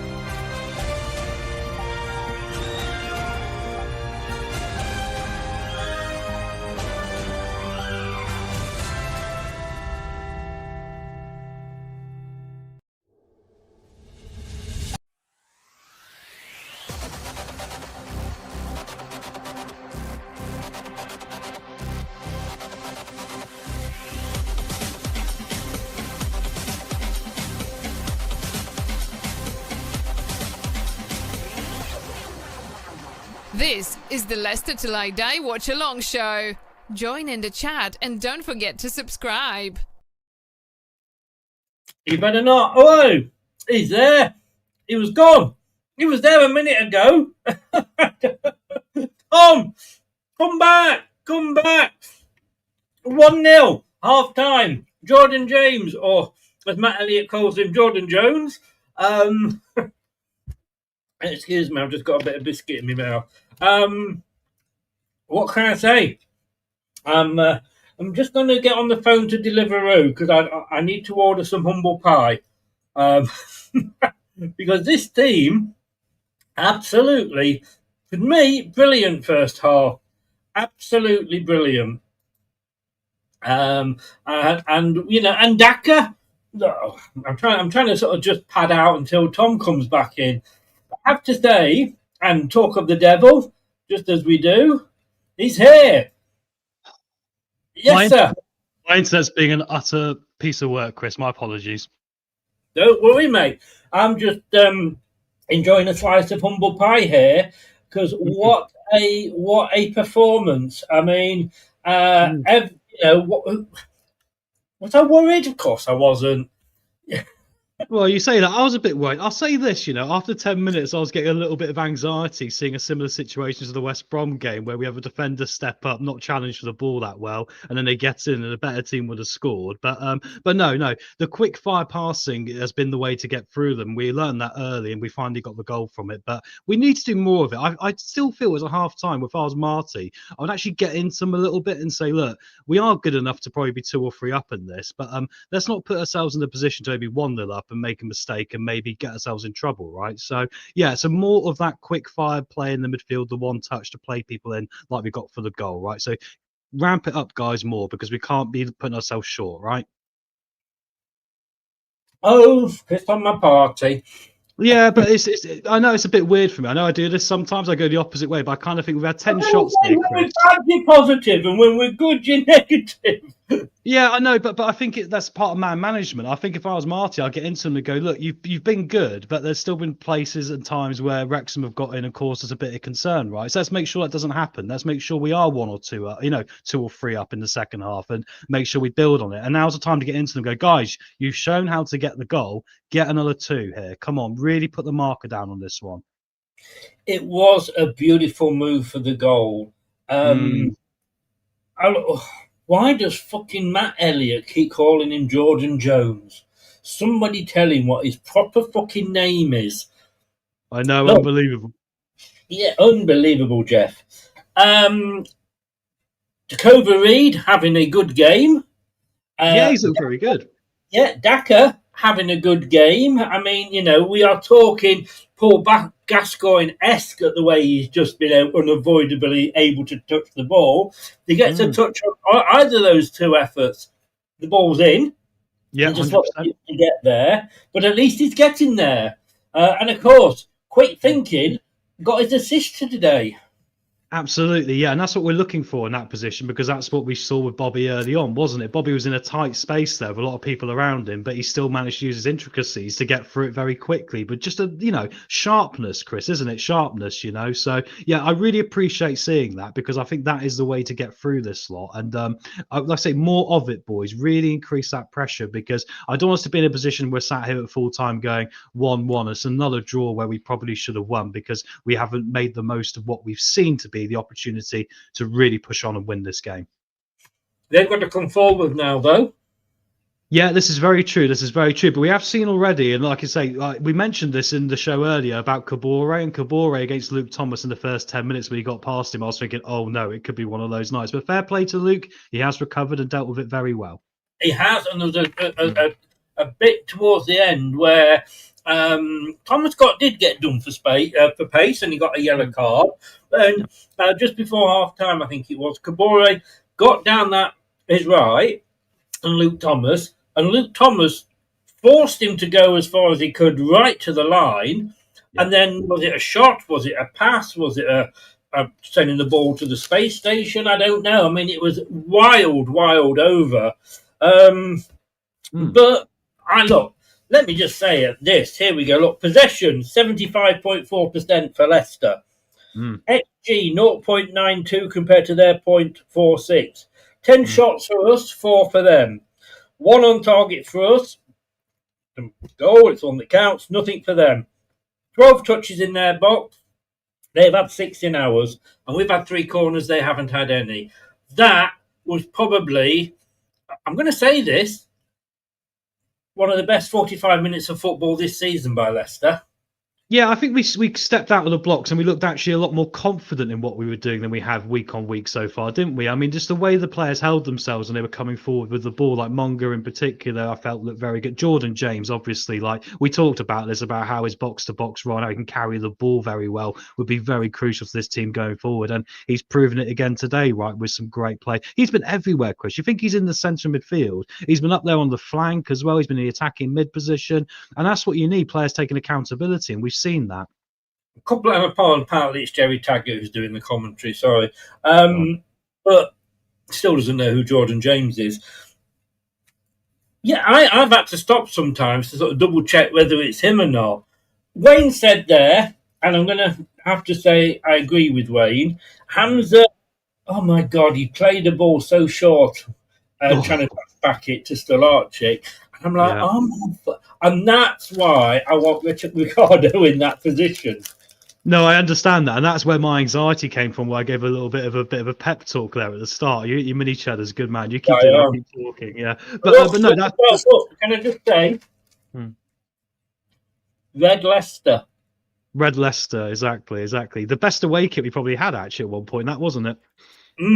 Controversial, sleeping with the enemy, perhaps, but it was quite interesting. But I completely, agree with that statement, because I can't remember what you said now. Actually, you talk about Red Leicester, so carry on. Hamza's back pass. And Wayne Oh saying, yeah, "How yeah. is it?" This was my concern. That's why I came out a little bit guns firing at the start of this, because I'm that sort of person where I go, look, this is an opportunity you can't afford to lose now. So they're on there, and if you make a mistake, they might score in a minute. We're lucky they hadn't already.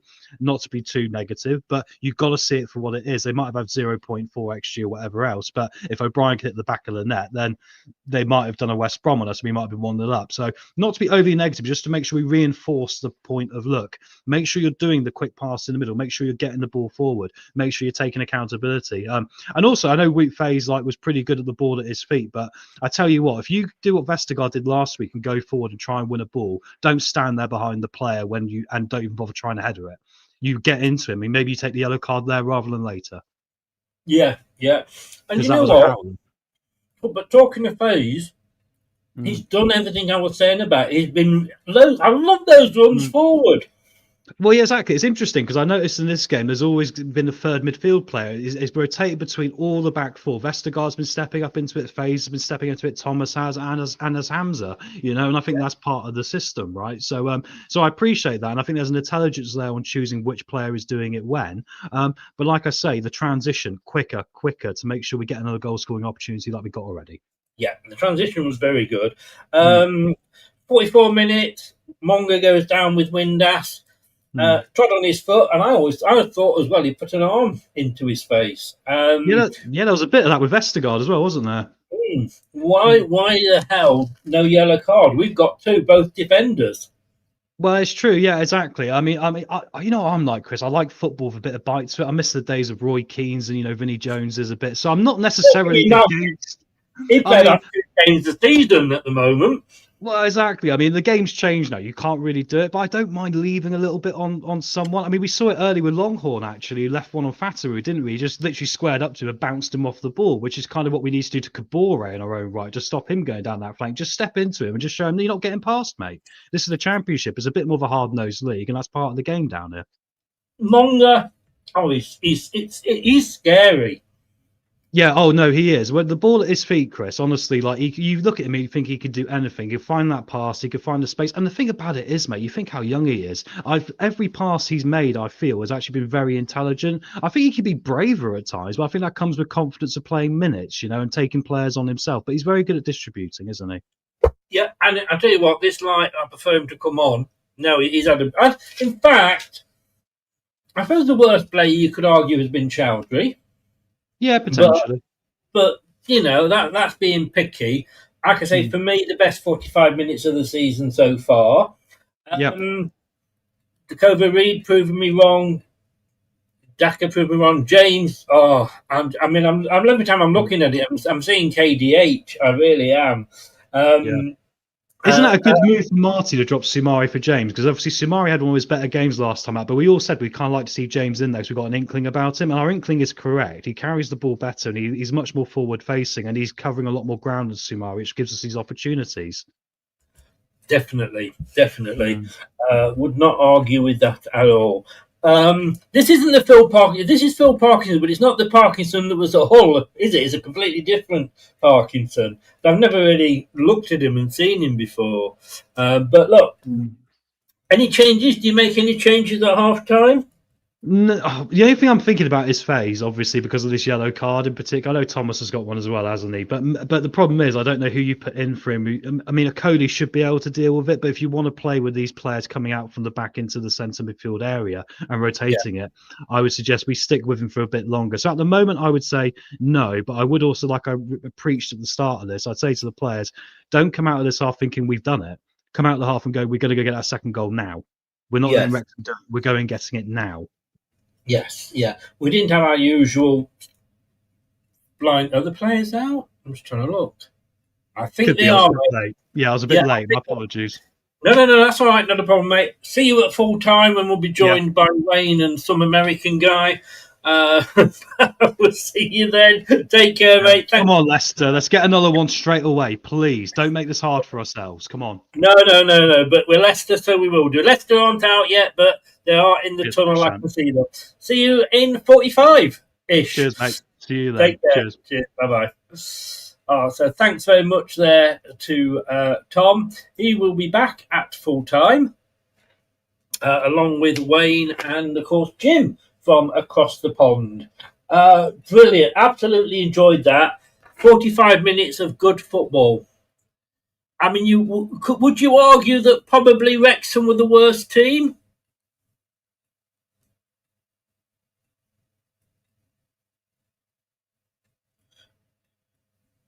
Yeah.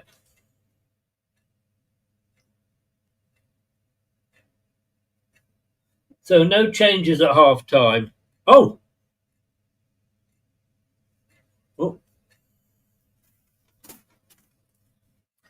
Having said that, because that's just what they've said, sub.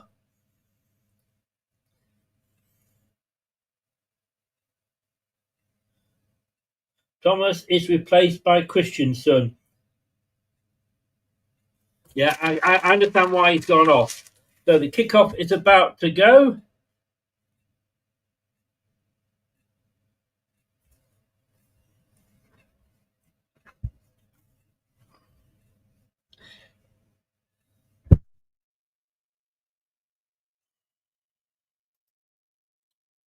Yeah, best decision to take Luke Thomas off. So second half, Leicester now kicking the opposite way. Didn't realise that. Second half, when we're kicking towards, is it the family stand the other end?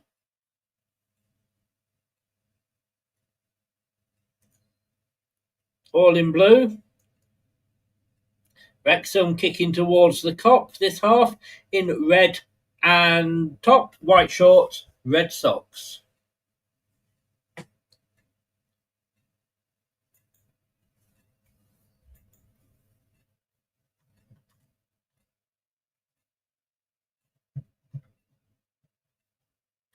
It was a lovely, I've got to say, I know I keep saying this, but it was a lovely, James to Fatawu. Pays it back to Chowdhury. Again, we've taken a little bit too long on it, and they've got players back.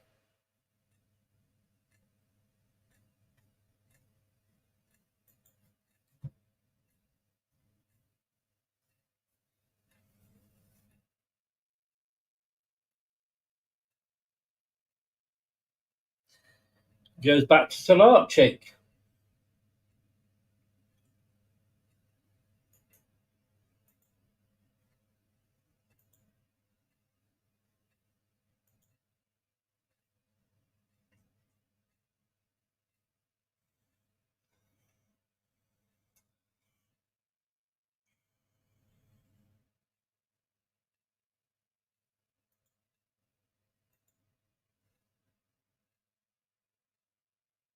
Won't be a second, guys. Oh, Monga gets in the box, gets the ball in, but it's headed clear.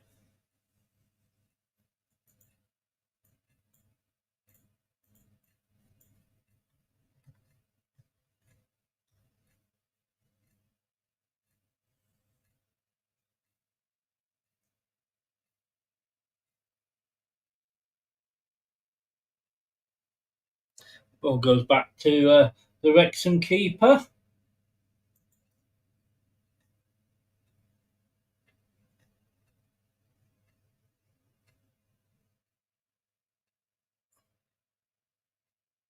Throw into Leicester, taking it quite quickly.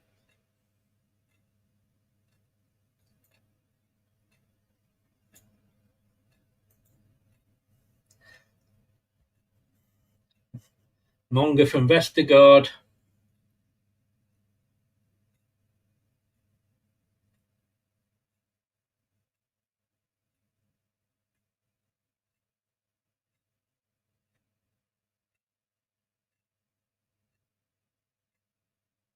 Goes back to Salarchik. Oh.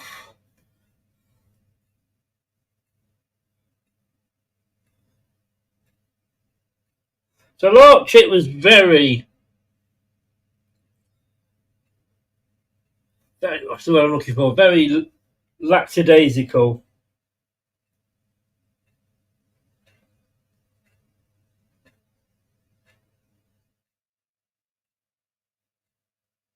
Well done, Christensen. Puts it out for throw-in.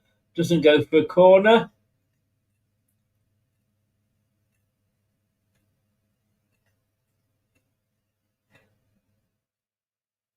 That was Stolarchik's mistake of the day.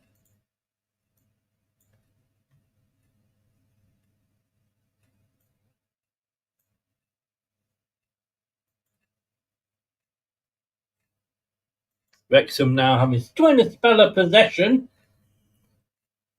Seems strange in the second half to see Leicester kicking that way.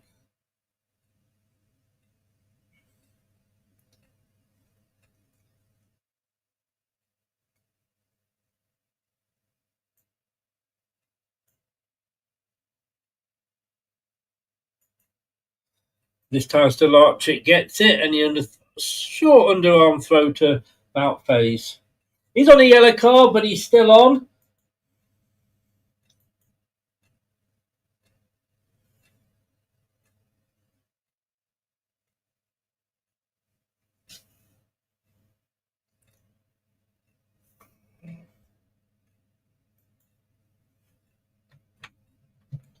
Now Winks.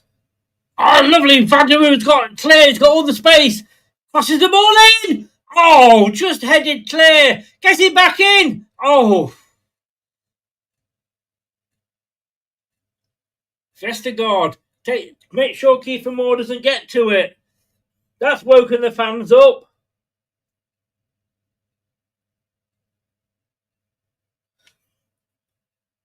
Wow.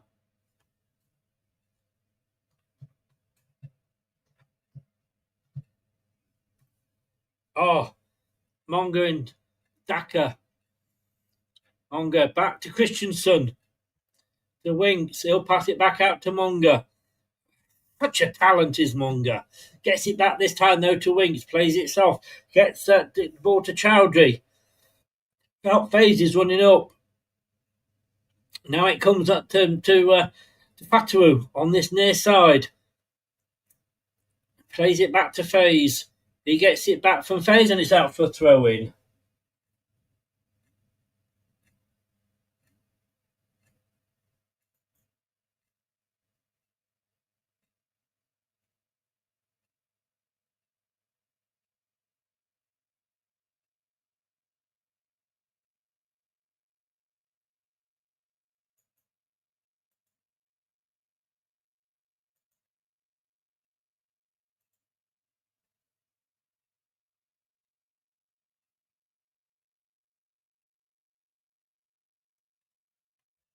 Monga now. Chips it in. Daka gets it, gives it back to Monga. Oh, he can't get the ball over, but he's still got it on the far side. No, and he's still got it. Chowdhury. He's like a little terrier, is Monga.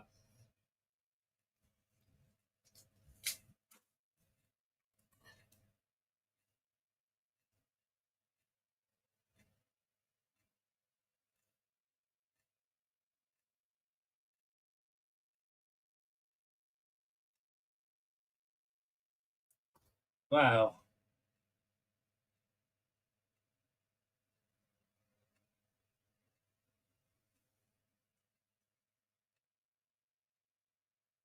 Monga.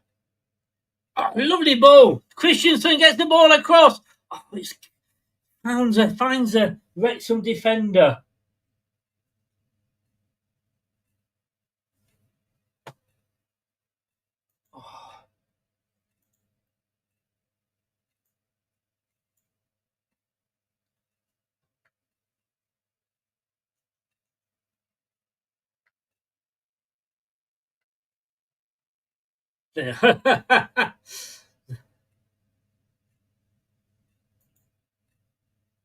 I mean,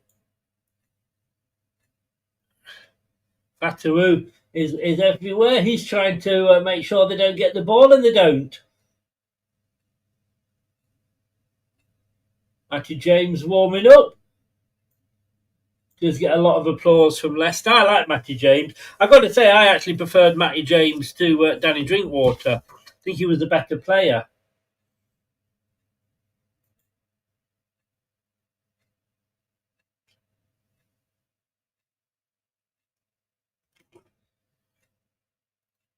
Oh, Leicester end up losing the ball.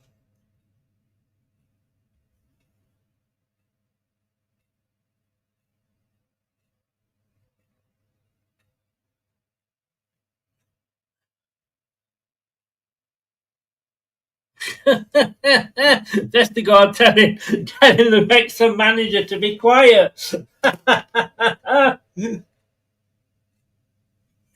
Fair play to him. Fair play to him.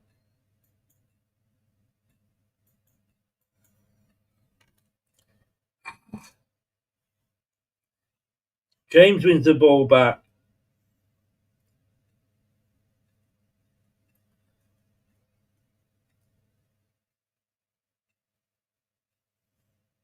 Oh, now we've given it away.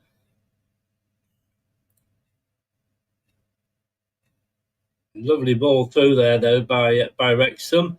Defended well by Leicester again. Oh. I'll throw in. Oof. Let's do an update of scores.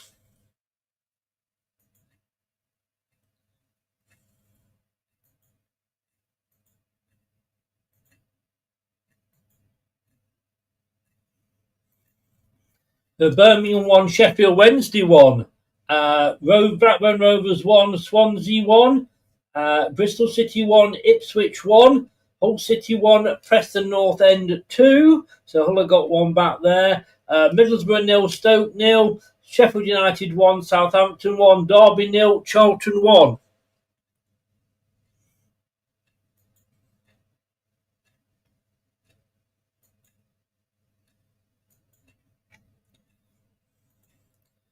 So,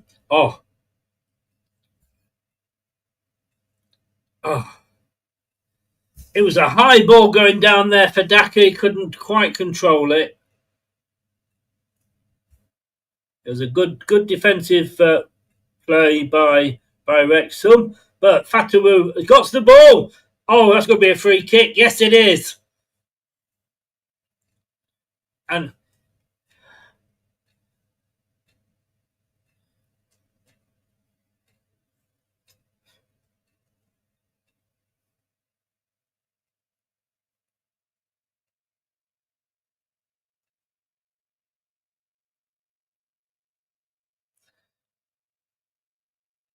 Fatawu was fouled, and it's a yellow card for Longman.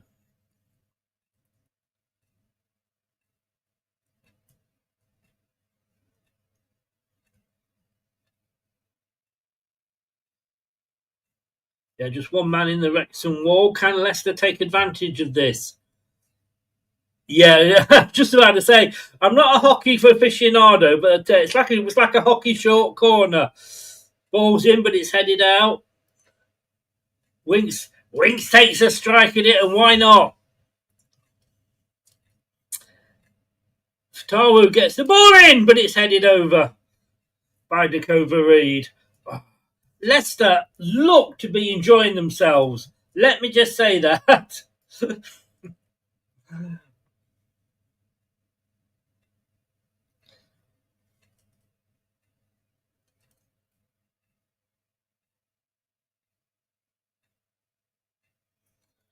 Yeah, no scores for any games, I'm afraid, guys. Because I might look at it and think it's the Leicester game, so we just ban any scores. Thank you, Jeff.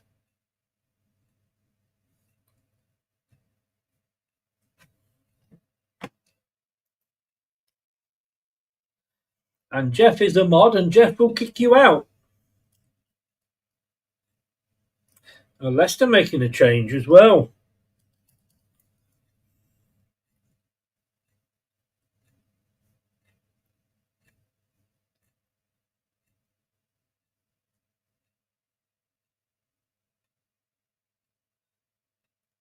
Oh, Winks is.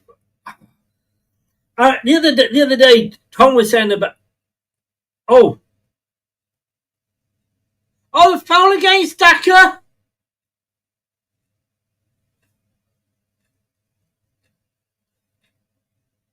How was this? Oh,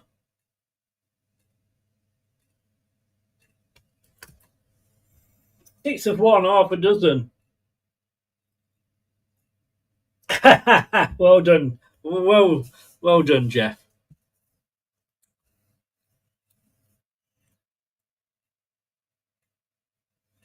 Yeah. James is coming on. How will Jerry Taggart manage with 2 James on the pitch?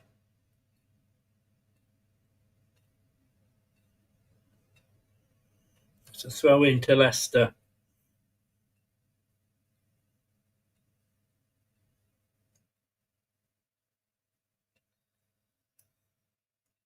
It's a throw in.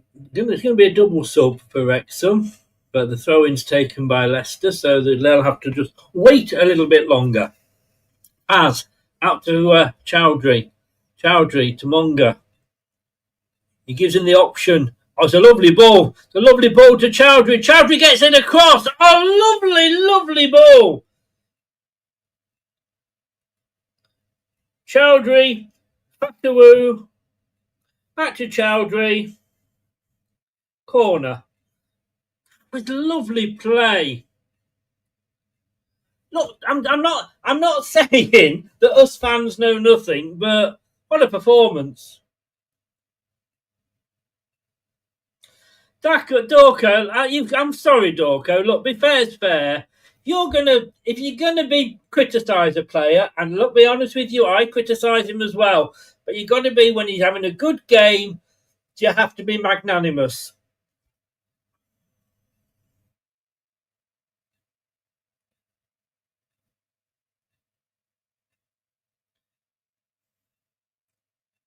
So Matty James comes back on the pitch. You know, I was absolutely. I'm not sure, Nate. A couple of years, possibly. I'm not sure. But look, you all know what I think. What I thought about FaZe last year, and I'm big enough to say he's having a good season and he deserves to be starting. And I would pick him to start at the moment. And Daka, he assisted. He's causing their backline problems. He's on the ball here. Took that down well. Please note. He's looking for options. It goes back to Jordan James. So I'm sorry, just he might be shit again next week. Who knows? But Windass is off. Broadhead was there. Record signing. Oof. Now Wrexham break.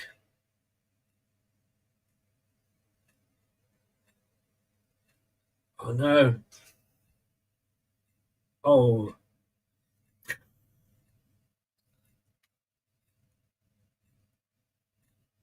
Wrexham break. And the guy fell over. He fell over in the penalty area.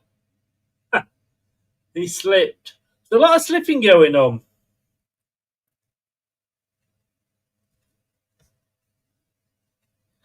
Hamza takes that quickly forward to Fatawu. When we do these quick moves, though, we've got to make the most of it. How often do we take a quick move, get it all forward?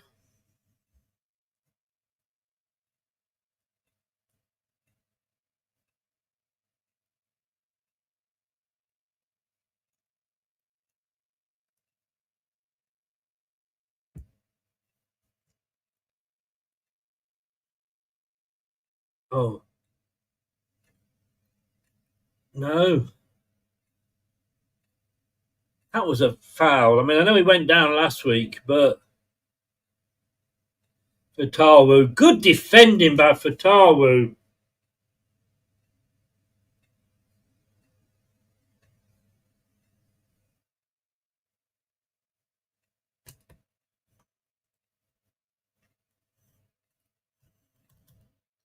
Christensen.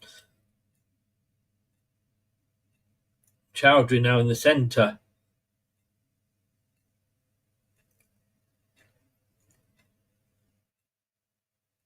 Winks 1-2 with Chowdhury. Now it's back to Christensen, back to Vestergaard.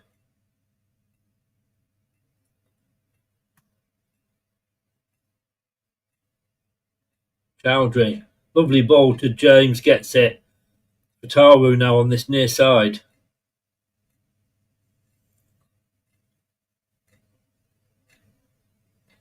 Oh.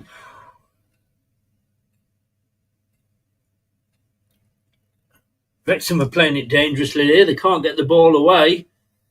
Oh.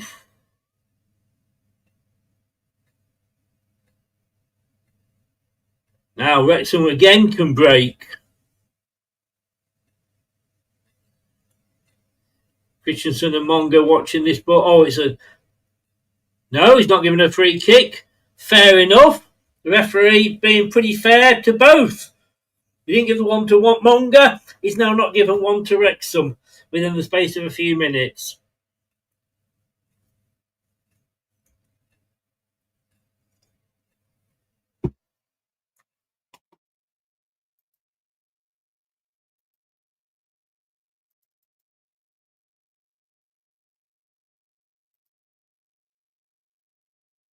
Taru loses the ball but gets the throw in.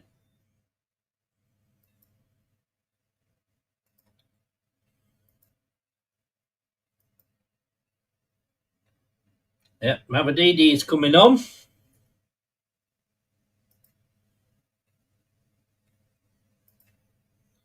Maybe he's going to come on for Monga. Christensen, nice turn on the ball.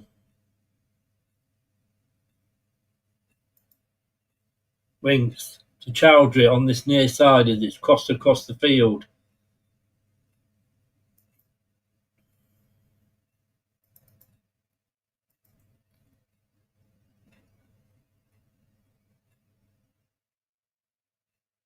Oh, Daka running in. Whoa. Oh. Good turn of pace there, I've got to say.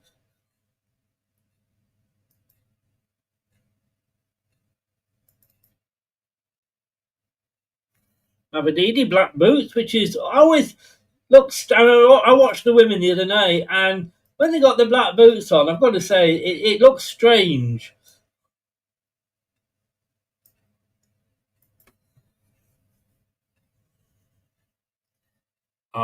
Oh, Faye's meant to get it, but it is a throw in. We're now going to have the subs.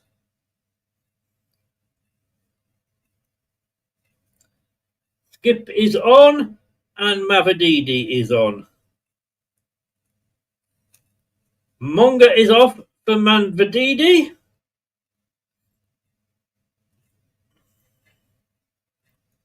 It was like for like, really. Normally it goes the other way, doesn't it?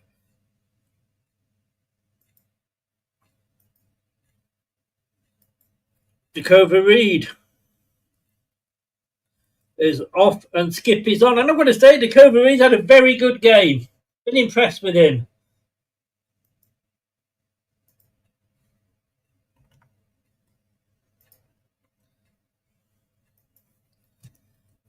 Yeah.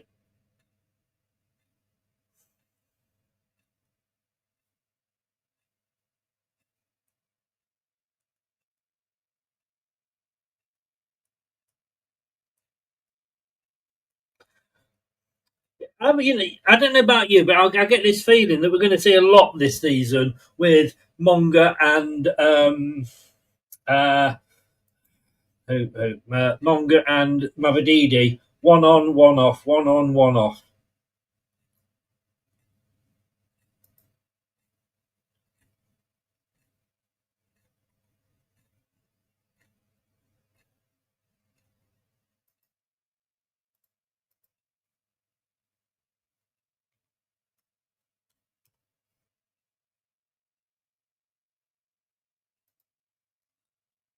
Oh, now.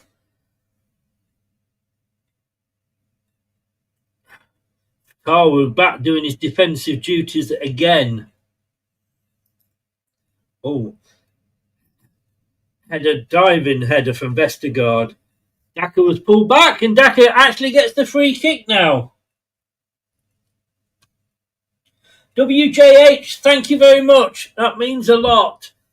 If you haven't subscribed, please do what WJH did there. Subscribe. It's completely free.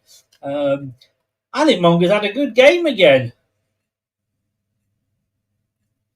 Nice to see you welcoming Jeff. Nice one. Bataru. Oh. And he was kind of in two minds, I think, what to do there. But your words are very kind there, WJH. Thank you.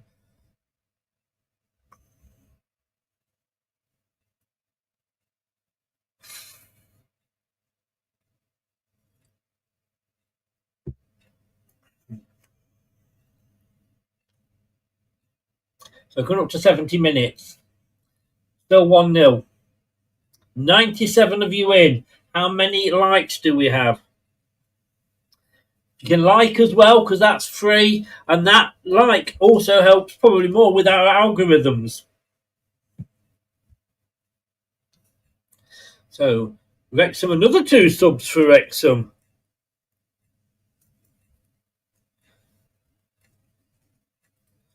So Archie comes and gets the ball. Underarm to Vestergaard. The phase.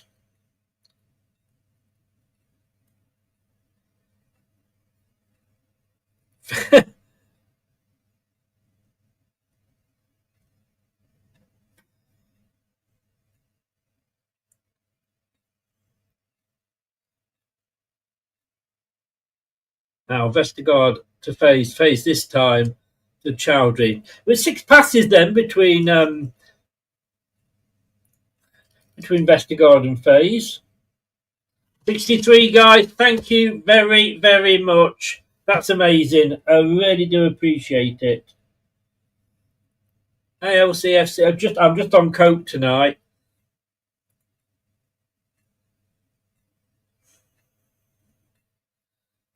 I'm seeing my granddaughter tomorrow.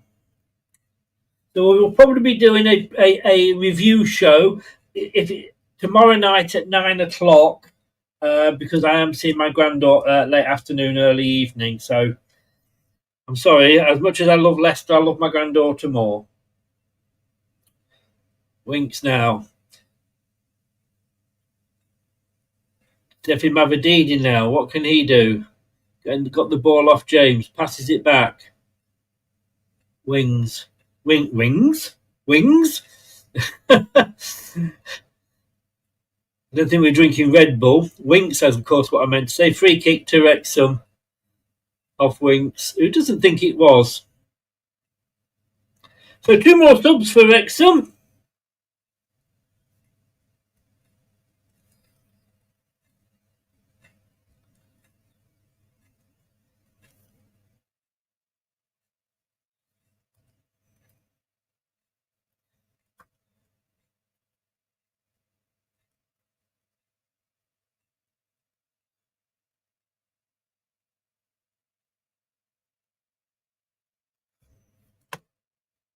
I was talking to a lot of people, and Tom said to me in a show earlier in the week that he thinks that one of the first managers to go might be Phil. Oh, yellow card for Skip.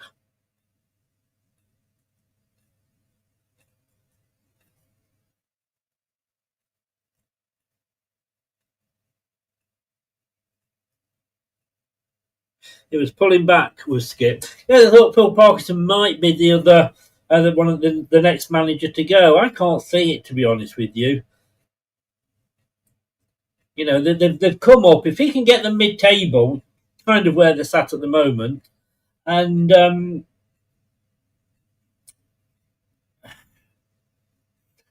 Dorco, I don't know if I'll be around that long. Have you got a great granddaughter?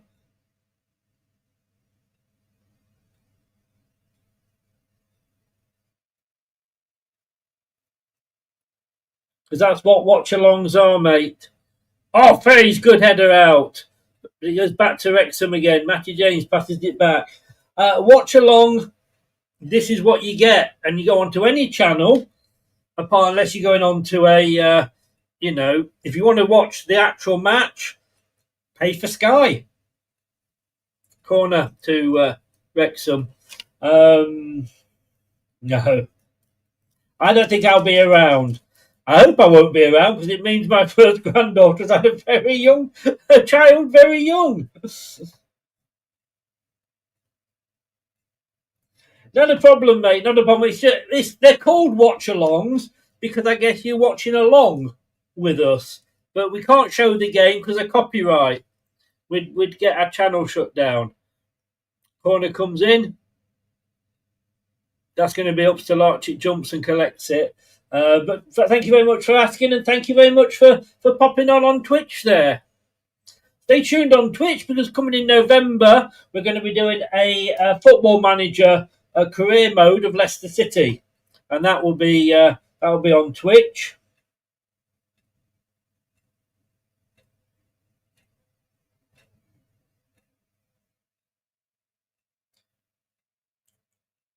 I know it annoys us that you can see more games free in America than we can in this country.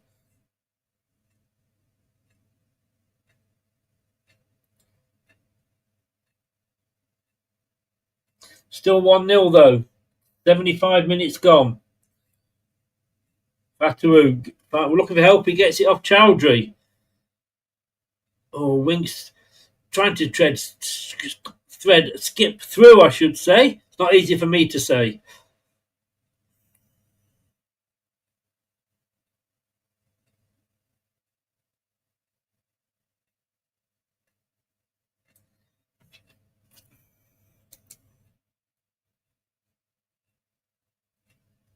Wrexham having a good spell at the moment. Not saying they're the better half, if you like. They're not the better team of this half. I mean, Leicester still got 70%. 1-1. 1-1.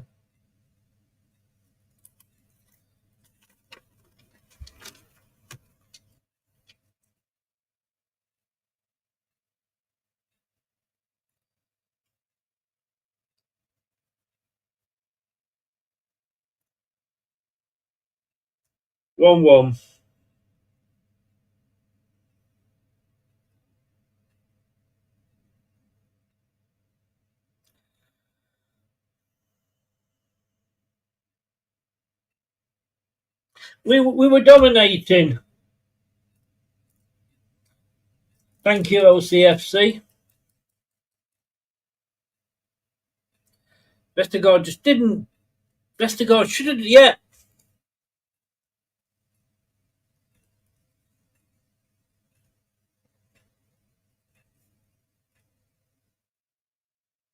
It was well taken by Broadhead, but just looking here, he was.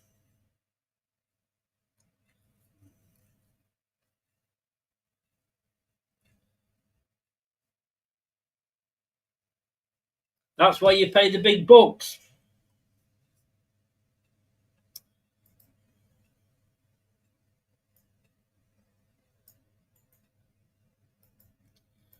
Oh.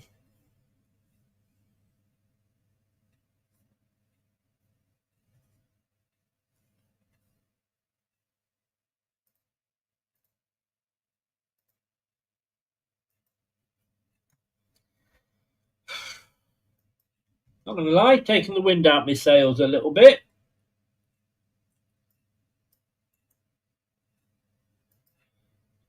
And Leicester, well, how will they react? Now, Wrexham going to take advantage. Oh, nearly 2-0. Oh, sorry, nearly 2-0, nearly 1-2.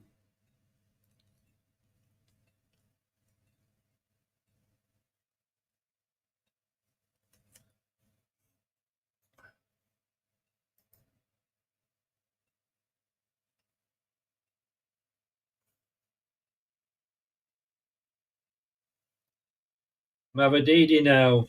Can he do some magic? No, he can't. He clips it in, but it's straight to Winks volleys it back in. Chowdhury, Fatawu. Oh, Fatawu, lovely. Oh, he loses it. But he pulls it back because he did have his shirt pulled. Chowdhury takes it very, very quickly. Goes all the way over. Christensen. Mavididi. Christensen on the outside, but Mavididi tries to play it through and it comes off.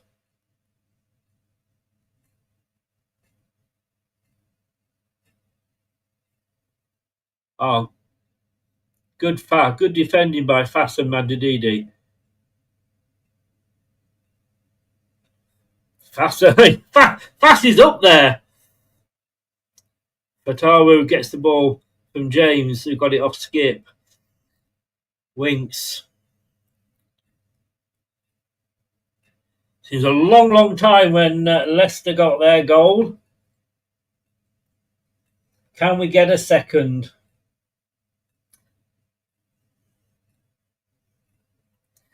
Are Wrexham going to be happy with the point, though, and put everybody behind the ball? Chowdhury across to Fatawu on this outside. He's got a bit of space. Clips it into the box. Oh.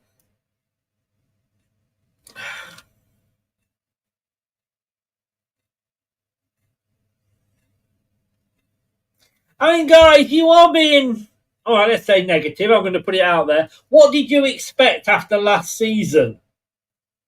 What did you really expect? Oh, cross comes in, but it's hoofed out. Only as far as Chowdhury. He'll get it back out to Fatawu. He's taken out, but I think the referee is playing on. Skip.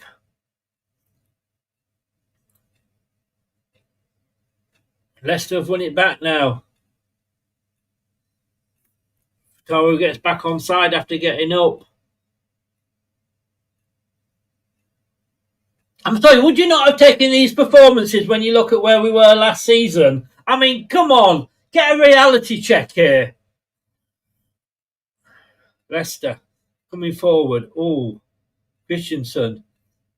Just across to Fatawu. No, he loses it. Here for more now.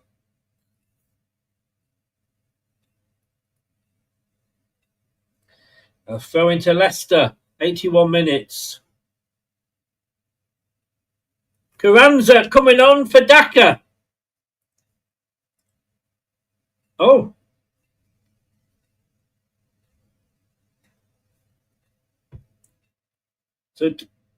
So Daka is off for Carranza. James is off for Ayew.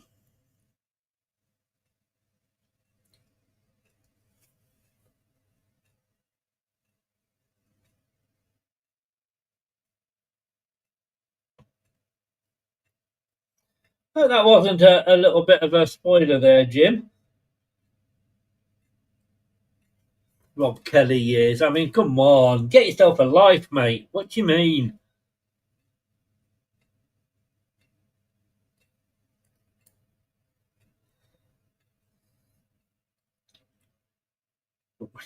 I would. Yes, he did, Dorco. He did well. Jesus Christ. I know you don't like him, but give the guy some credit. He got an assist. Don't know what you guys want. Typical Leicester fans. You hate on a player. Oh, Mavididi was a lovely looping cross there. Mavididi couldn't quite get on the end of it.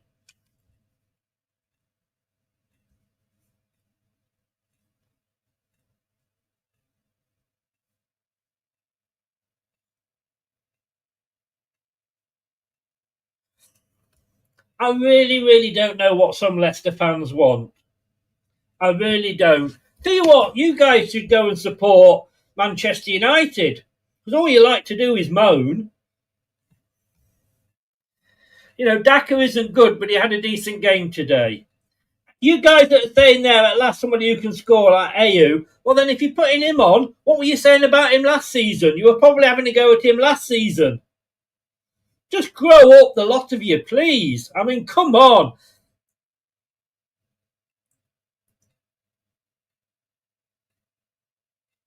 And if you're liking this to Rob Kelly, for fuck's sake, Don't know what you're drinking, mate, but I'll have a pint of it, please, because it's put you on another world.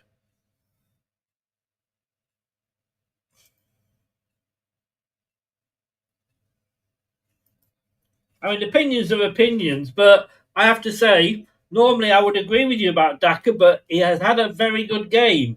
Dakova Reed, very good game.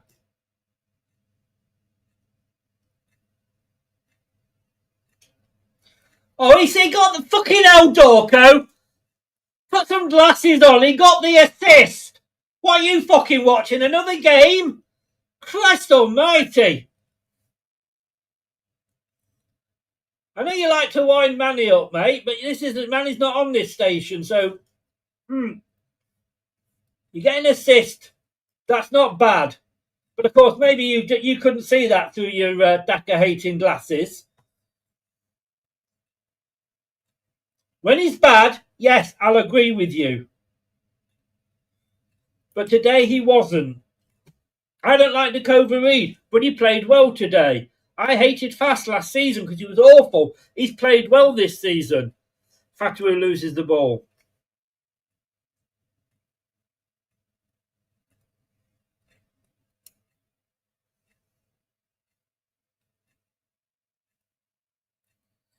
So, Leicester heading the ball clear. Can they get it away or are they going to lose it? No, they managed to keep hold of the ball. Christensen into Winks.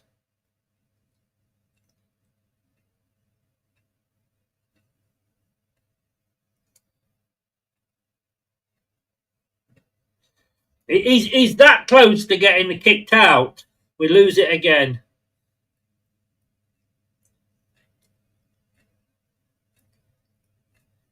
Into 4.25 minutes. Oh! Mavididi stole it, but again, he tried to do too much.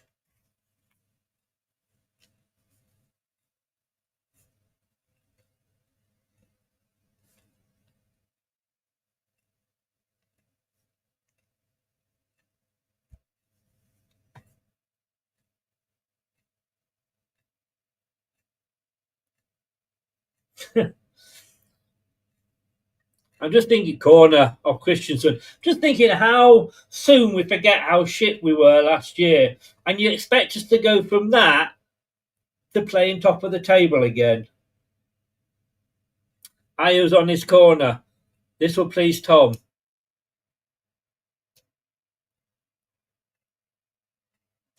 What I'd give for a fast goal now.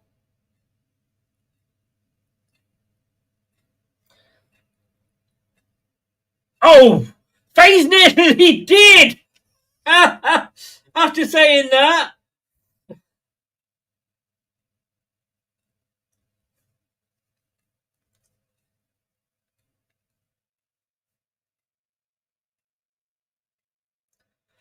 I'm all for criticism when I think they've had a bad game.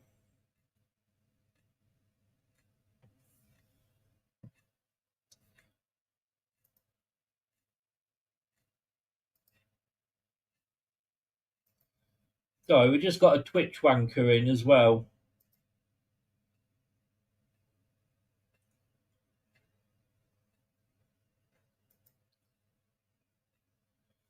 Does anybody actually pay any of these wankers to get followers?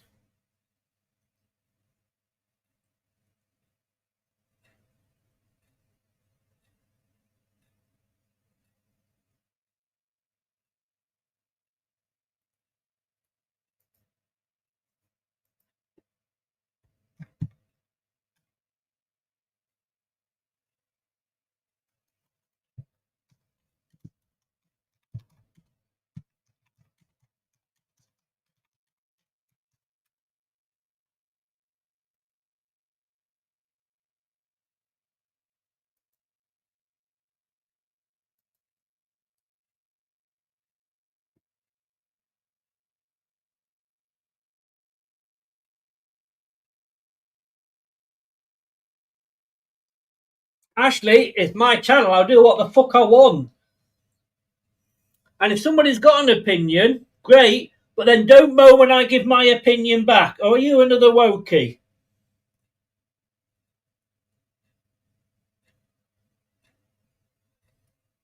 Now, Wrexham. Oh. Matty James. Oh, if he scored against us. Yeah, and it will take us a while to get it changed, Dorco. But what I'm saying is, if a player is having a bad game, I will criticise him. When he has a decent game, I will say so. There's no way Daka had a bad game today. And Ashley, I'm sorry. If you're going to come on and have an opinion, don't moan when somebody has an opinion back. Or, that's what I call woke lefties. Oh, no. Oh.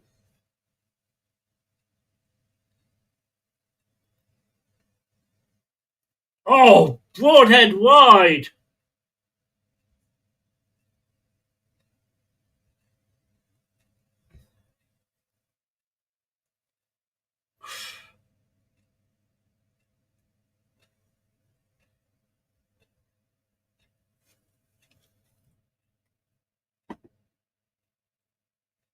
If you're having a opinion, it's quite right to have an opinion, but then don't moan when somebody comes back with an opposing opinion.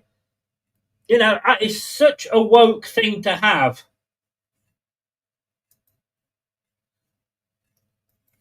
Like I say, moan when they play bad. I do. Moan when they play well, and you've just got it in.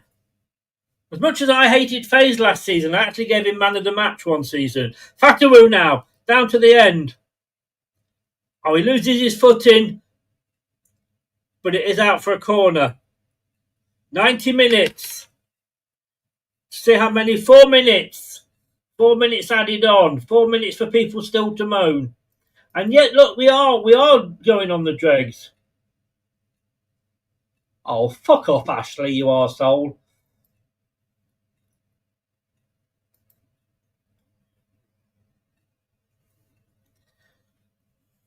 She's gone. I presume it's a she. Honestly, why is it we woke people these days? I've got an opinion, and if you don't agree with it, you can't give your opinion back.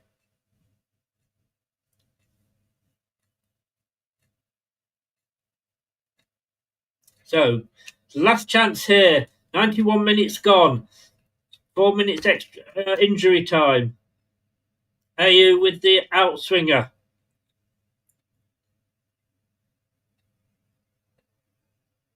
Free kick against a Leicester player, whoever that was. It's all they like to do. Look, we did enough moaning last season. I'm actually thinking we're doing all right this season. At the end of last season, if we'd said to you, look, we'd be in the top, we'd be in the playoffs after 8 games, you'd have taken it.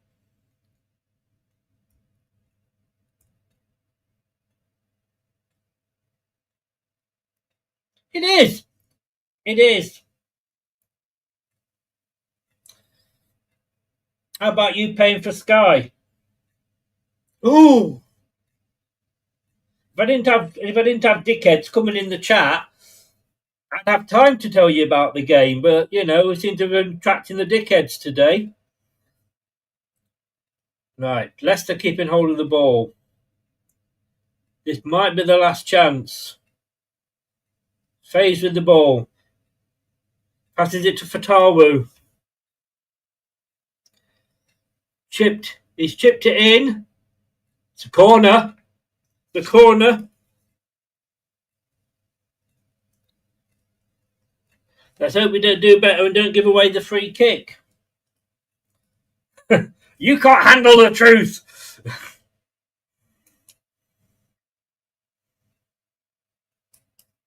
I just hate those people that go, yeah, this is my opinion. You can't have one.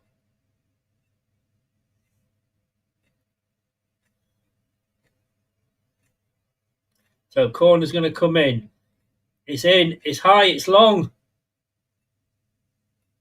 That was already out when Carranza got it. That was the last moment. Now I think we're going to get another draw. Carranza done very little since he's come on.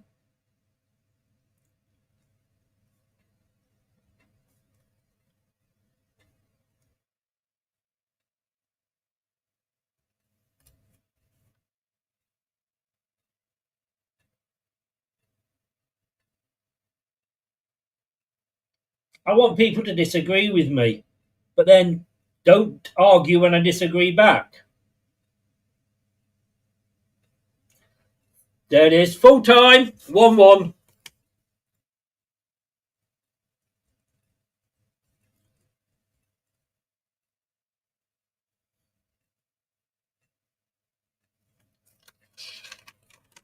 Didn't capitalise on it, did we, guys? We'll be back full time. We'll be joined by Tom again, Wayne. Indeed, it was LCFC. Yeah, we'll be back in a few minutes with the post-match reaction. Don't go away. This is going to be interesting.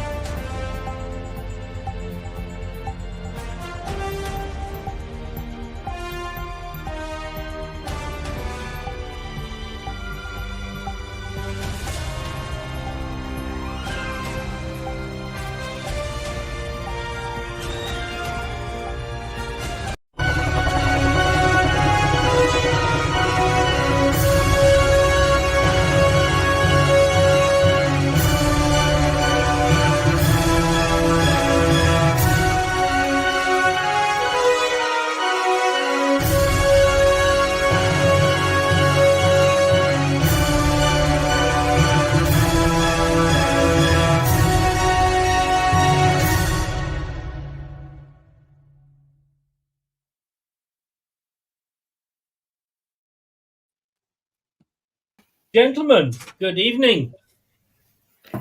Good evening. Nothing good about it. All right, look, I'm going to say before I start, because we've had some wankers in the chat tonight. I don't know what people were expecting this season. After last season, we could quite possibly have done a Luton. Now, I think that, we are looking at I think, to me, that was certainly the first 45 minutes was the best 45 minutes of the season. I thought we played very well. Dakova Reed did well. Daka did well.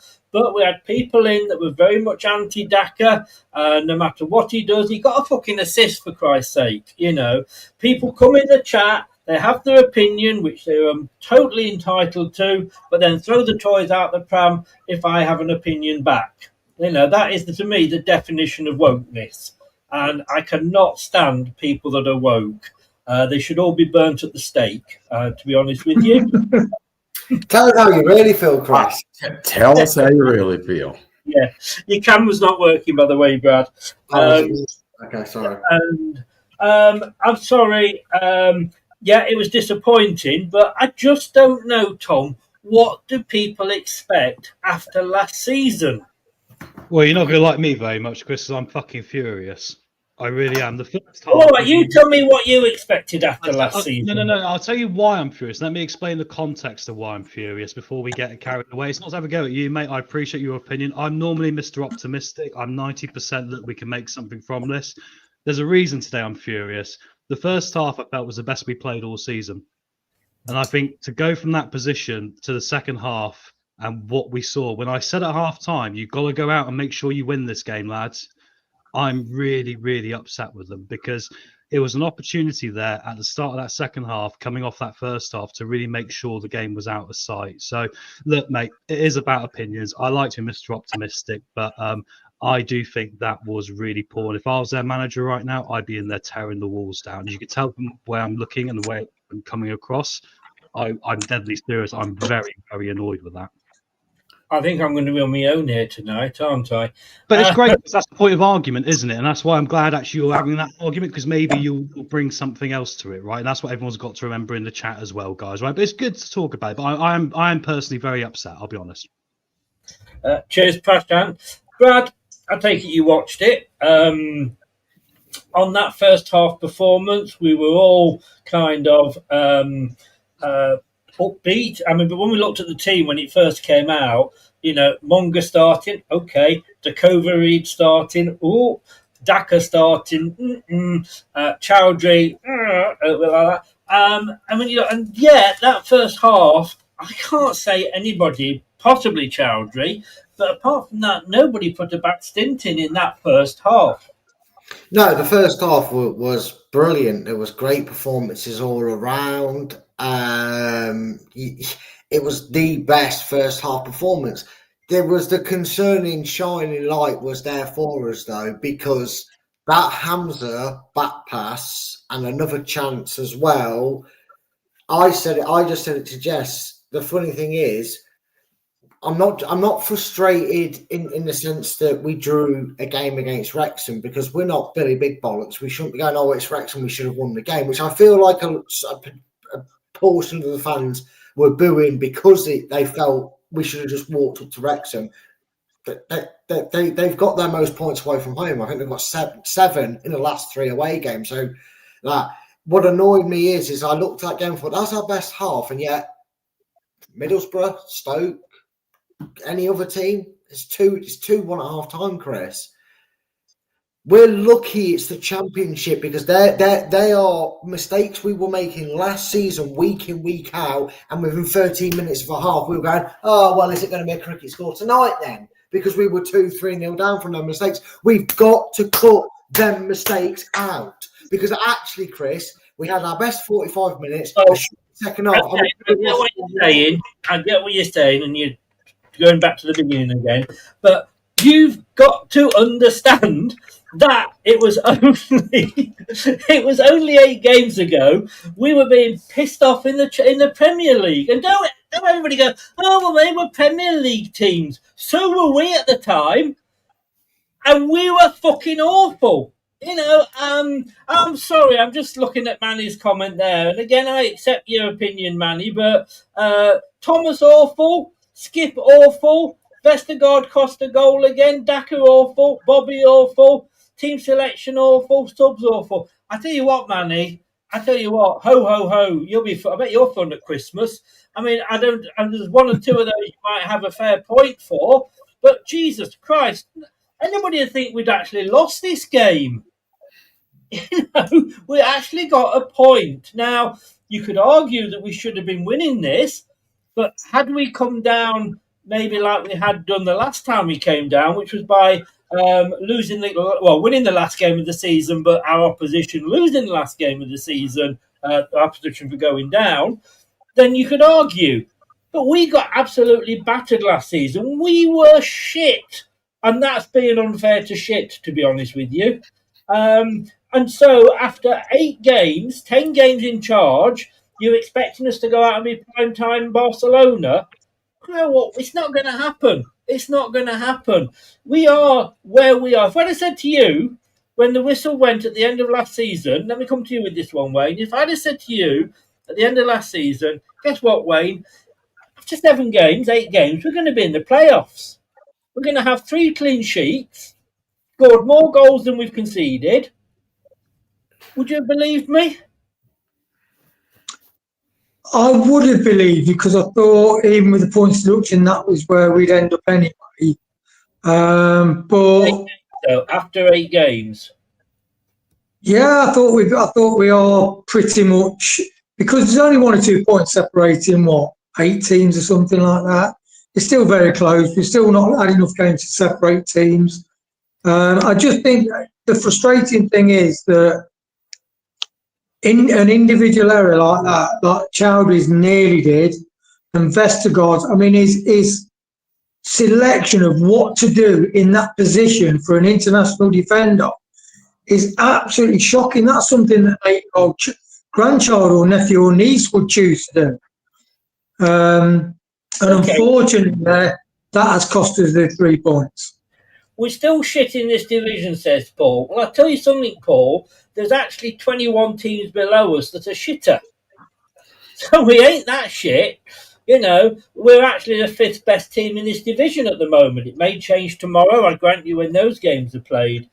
But, Jim, no, look, you're retired like me now, but I know I managed a team of salespeople, and some days they just go in and then they suddenly have a bad run. And you can't just say, well, get on with it. It used to be good. What you're doing. You have to look at them and you have to take them aside and give them training, find out what they're doing, how they're doing it. Maybe if a new department head comes in, that's his job and he might have new ideas and what have you. That's what's happening here. Yes, international defenders, I grant you, but they're international defenders that were shit last year. And it's going to take time. It's and we're going the right ways. It's baby steps. Like I say, anybody who thinks we're going to go from Rochdale last season to Barcelona this season is smoking weed, Jim. No, I get where you're coming from, and I've said it the last 5 post matches. This is a work in process. It really is. Marty's got coachable moments from each player after every match. But following what the fella said, you can't be some of your seasoned veterans. They can't make glaring mistakes. The last couple matches, we've said glorious things about Vestergaard, how strong he was playing, and he was covering his ground. I thought he actually had some beautiful passes up through the midfield today, multiple times. But a glaring mistake that cost us a goal. And then there was one right afterwards. We can't afford those kind of mistakes from senior experienced players. We had the best, and I'll echo what the guys said, the best 45 minutes in the first half. In the second half, they amped it up and we didn't. Like any kind of match in any kind of sport, if one team gets the momentum, they had more desire. We were on our back foot. We had some opportunities, but they just came out. They came out firing and firing. And you, watching the game, you just felt they were going to score. I, though, felt that we would get another one after that. And by the time they scored, I think the wind was out of our sails. But we can't afford these glaring mistakes from senior players. We just can't. Okay, I mean, let me ask you this then, Tom. And I agree, it is a work in progress, and it's not going to happen like that. It may be, again, does everybody think that we're going to get automatic promotion this season? Really? If we get in the playoffs and we get knocked out in the semis, that would be a good season for us, especially with the points deduction coming along. Tom, who's the best snooker player or one of the best snooker players in the world? Ronnie O'Sullivan. Ronnie O'Sullivan. Has he ever actually lost a game? Yeah, he's lost a few. He has. And is that because he's just off form? No. Or maybe yes, sorry. Sorry, Chris. I was so mad about what I've just seen in that second half. He gave you the script there, Tom, and you didn't follow it. No, because I was just thinking about how I can word this politely. Like we were 75% cute, 25% effective, and I think we've seen the pattern now for about 3 or 4 games, which is why I'm actually quite angry. Because I think that's the point of learning, that's the point of growing. There's been a few shouts at Daka in this game, hasn't there? Daka really wasn't any different from Ayew, because Ayew would get an assist, right? I mean, I think Daka had a good game, I do, but I think Ayew's had good games. I'm not saying that he's suddenly, Messi or Jamie Vardy. What I'm saying was he had a decent game and didn't deserve the criticism that he was getting in the chat. No, I agree with that completely. I completely agree with that, Chris. I think that is a good point of it. But I will say this, like, you've got to learn. I mean, this is a physical league. You've got to stand up. You've got to show some character and you've got to have some balls. And I said at half time, we're in a position here where we're dominating this game, but I have a concern because we've seen these little mistakes happening. Don't put ourselves in that position. And the fact that manifested into the second half, which has been the worst second half we've had all season, to one extreme to the other, to me, is completely unacceptable. We lost our heads. There was ghosts of the past from last year coming out of the cupboards that we shouldn't be dealing with anymore. That's the progress we have seen on the pitch. And I'm sorry, Chris. Look, I'm normally Mr. Positive 90% of the time, but I'm a Leo, right? I'm a lion. And there comes a point where I just go, do you know what? I'm going to get my claws out and go, if I was in that dressing room right now, I'd be having a right go at him. We were shown how to score goals. It was a quick fire passing play through the middle. That's how we got through twice, and we should have been 2-0 up. We should have carried that on into the second half, and we didn't. We were cute. We were passing it around. We weren't creating those opportunities. We allowed them back into this game. We have to learn. That is the problem. We weren't the only team on that pitch, Brad. There was another team on the pitch who had their idea about what they were going to do in the second half and were going to stop us doing what we did in the first half, which they did very well. I'm thinking, it's funny that, you come out for a game and, oh, look, there's another team on. Oh, that's buggered our plans up a little bit, guys. We've got to get past these players. Yeah, and, because for the first 10, 15 minutes, it wasn't at the tempo of the first half, but you're still watching that game was going, well, we're controlling it. It's a bit lackadaisical, but we are controlling the ball. They're not really doing anything different. Then Parkinson makes the subs, makes the change. And for the first time in 8 games, Chris, Marty got it wrong. Because if you go off the emphasis of what, Tom said about, run that middle of the park, work hard, keep it going, he took off the workhorse that was James. I don't understand why can't James play 90 minutes? Why did he feel, did he feel that insatiable need to go, I have to make a sub? I think he gave into the fans' idea that he felt, okay, the fans are getting on your back. I need to change it up. Oh shit, I've only got defensive Samare or Skip on. Again, are we saying that Mark is not allowed to make mistakes? No, I'm saying that's what I said. For the first time, he actually got it wrong, and that's going to happen. And like you said, because they are going to make mistakes, and it's human error at the end of the day. It's what we are as a species. We all do that.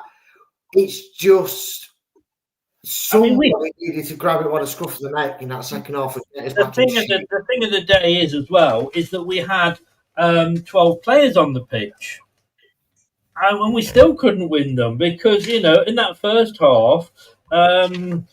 Can't remember who it was, but we had Jordan Jones on the pitch, I don't know who this man was, but 12 players on the pitch, the referee didn't notice. All joking aside, though, Wayne, look, 4 draws in a row. We would have absolutely killed for that last season, wouldn't we? And you're up against a manager that has been at the same club since 2021. So he's had most of these players probably for 3 or 4 years. Yes, they've brought players in, we know, but there's, apart from the players that he signed in January, who were pretty decent players, the guy that scored the equaliser was their biggest, signing ever, and you can see why. Against a team where they're on the back of a promotion, we're on the back of not just a relegation, a absolutely pasting relegation last season, with a manager that still, hasn't had less than 2 months with the team. What are we? I go back to what are we expecting?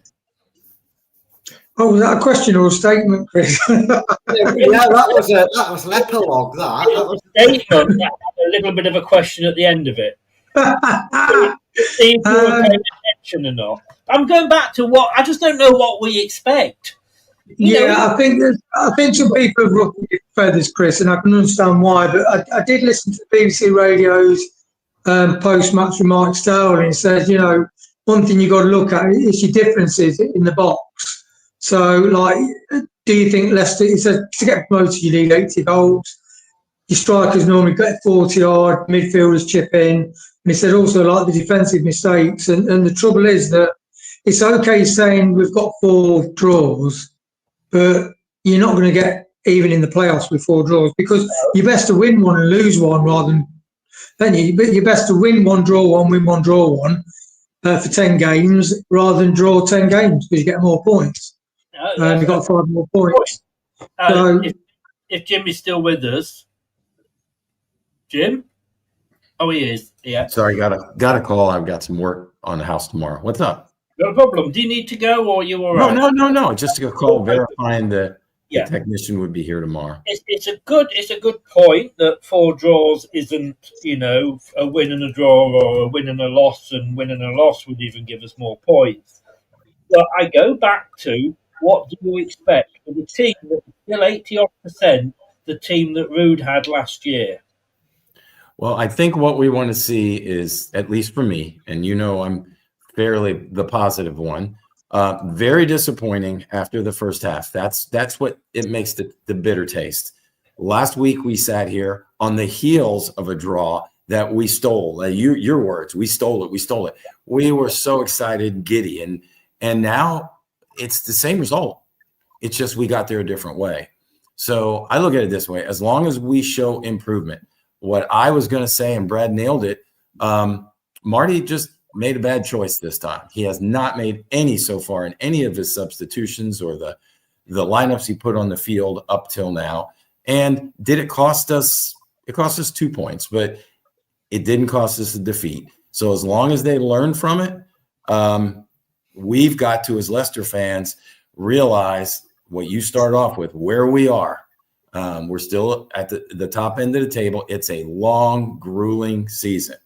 If he is what we think he is, he will coach him up. And if he doesn't kick Vestergaard in the you-know-what, then I'll have you come up and do it for him. Otherwise, it's not the end of the world. But we are disappointed, and we deserve to be disappointed from the first half we witnessed to where we are now. Disappointed 100%. That's the word.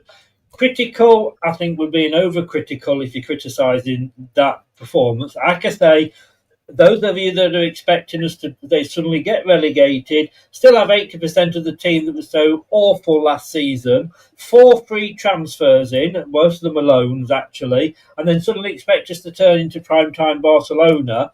You are smoking something. You're an ostrich. Well, I don't think people are saying we're going to turn into primetime Barcelona.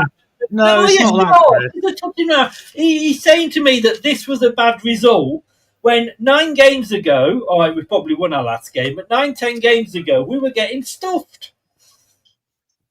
And in the Premier League, though, Chris. Oh, don't give me that, Wayne. What a load of shit.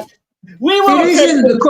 I'm sorry, Chris. The quality of opposition is higher in the Premier League. So we are playing lower grade opposition. Team at the time. So we were Premier League.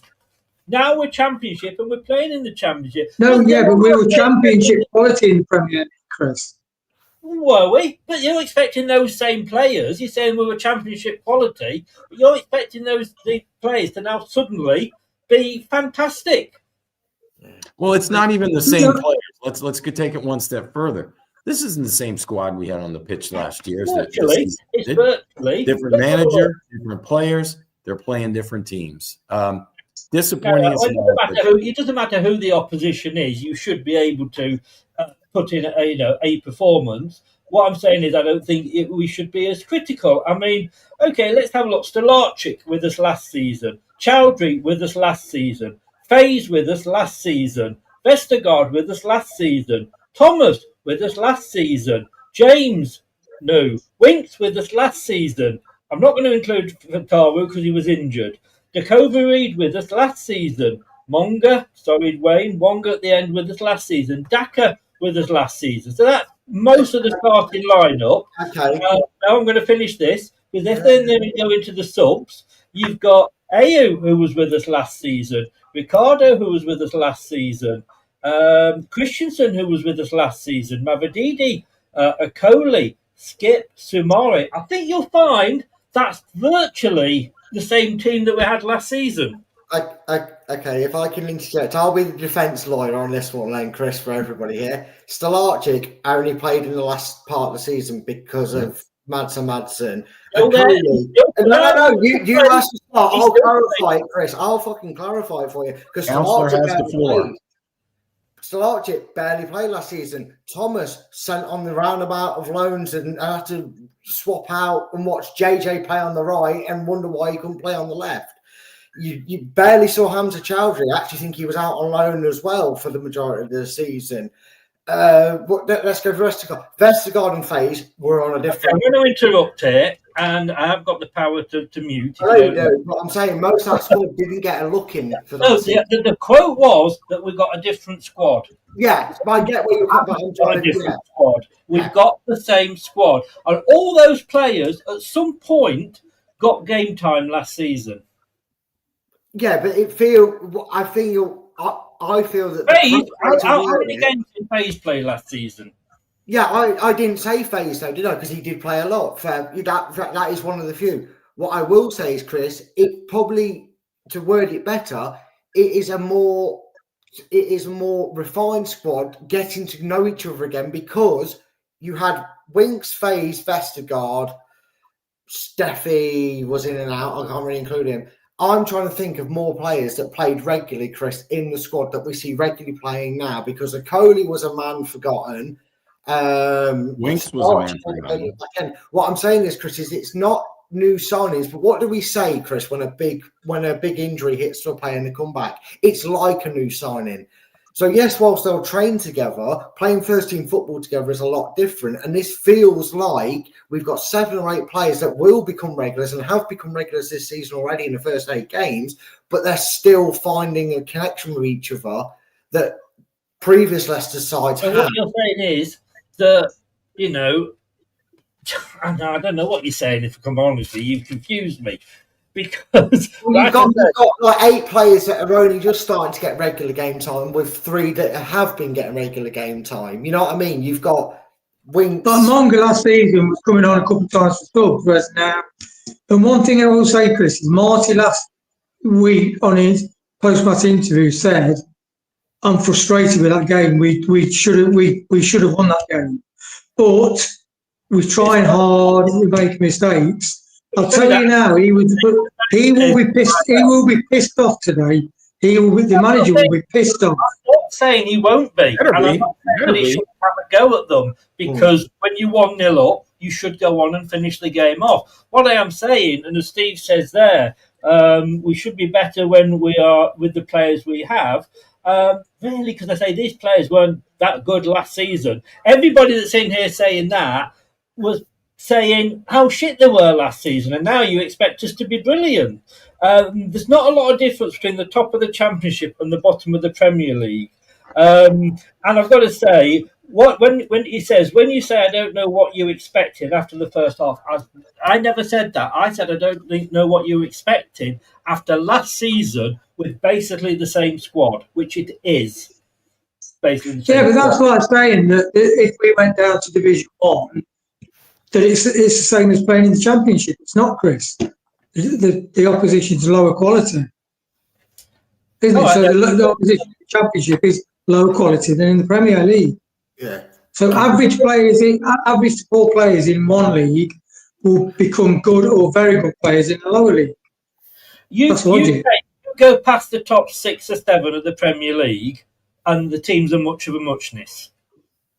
Man United, they're not a Premier League team at the moment. Spurs weren't a Premier League team last season. If Ipswich or Southampton had been half decent, they would have been in a relegation fight. But we were that shit that they could have lost every other game. You can hang on. They want to beat Brighton, Bournemouth, or they want to beat the mid-table teams in the Prem. Yeah. No, and I'll decide which question. If you want someone to cheer us up and make us feel a bit more positive about a point and being a bit disappointed, at least we didn't draw with a team that can't decide his name, Bodo Glimt, and at least we didn't lose to Yunus Akgun's Galatasaray like Liverpool and Tottenham did. Because, I'm just trying to find positives, Chris, because, everybody seems a bit too negative for what is actually, at the end of the day, a point. At least we didn't lose to Galatasaray like Liverpool did. I just think everybody's sounding like we've lost that game. And you could say, arguably, it was like a loss because we said last week it was like a win when it would happen the other way. But I could say my point is that the players that were being criticised, Daka had a decent game. All right, wasn't man of the match, but he had a decent game. He was Gaza-esque away from a couple of tap-ins that he just didn't quite get on the end of. Dukovic had a reasonable game. Skip didn't do anything wrong when he came on.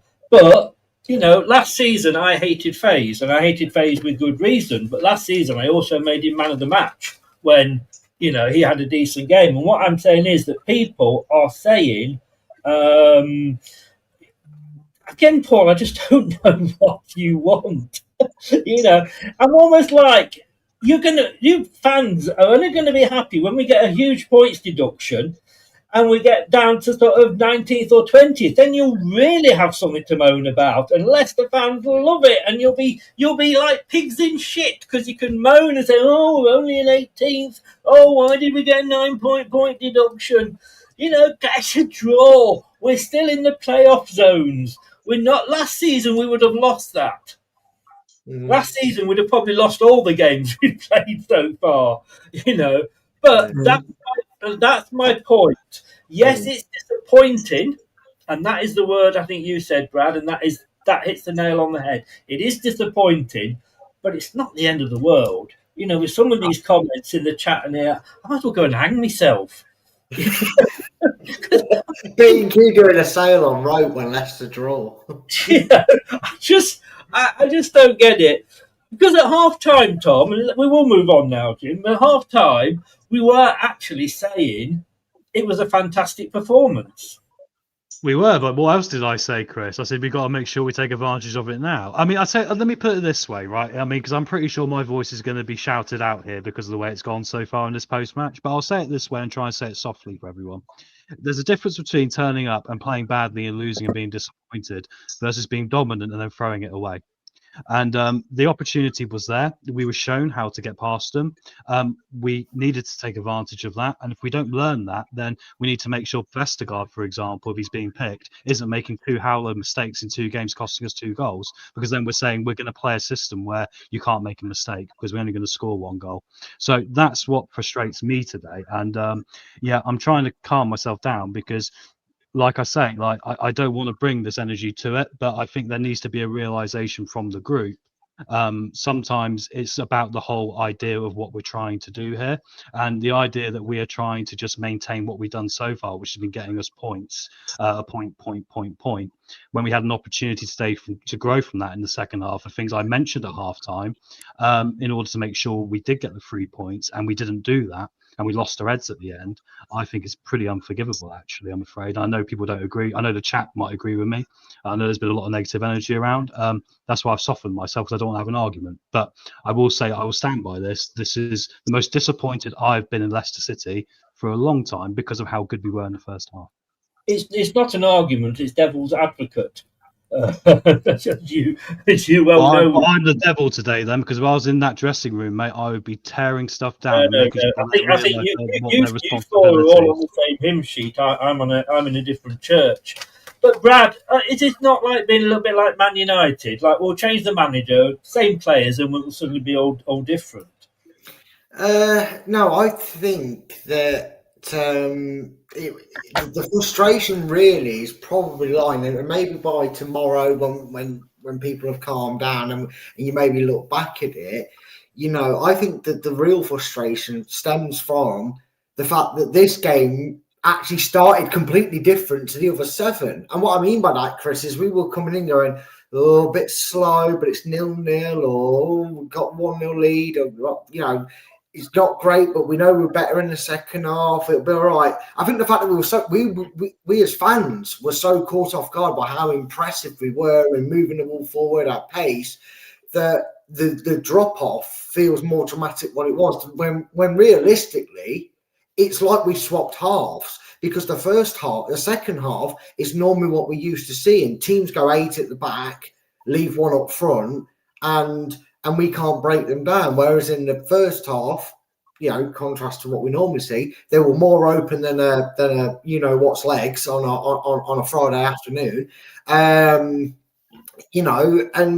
we were creating chance after chance after chance.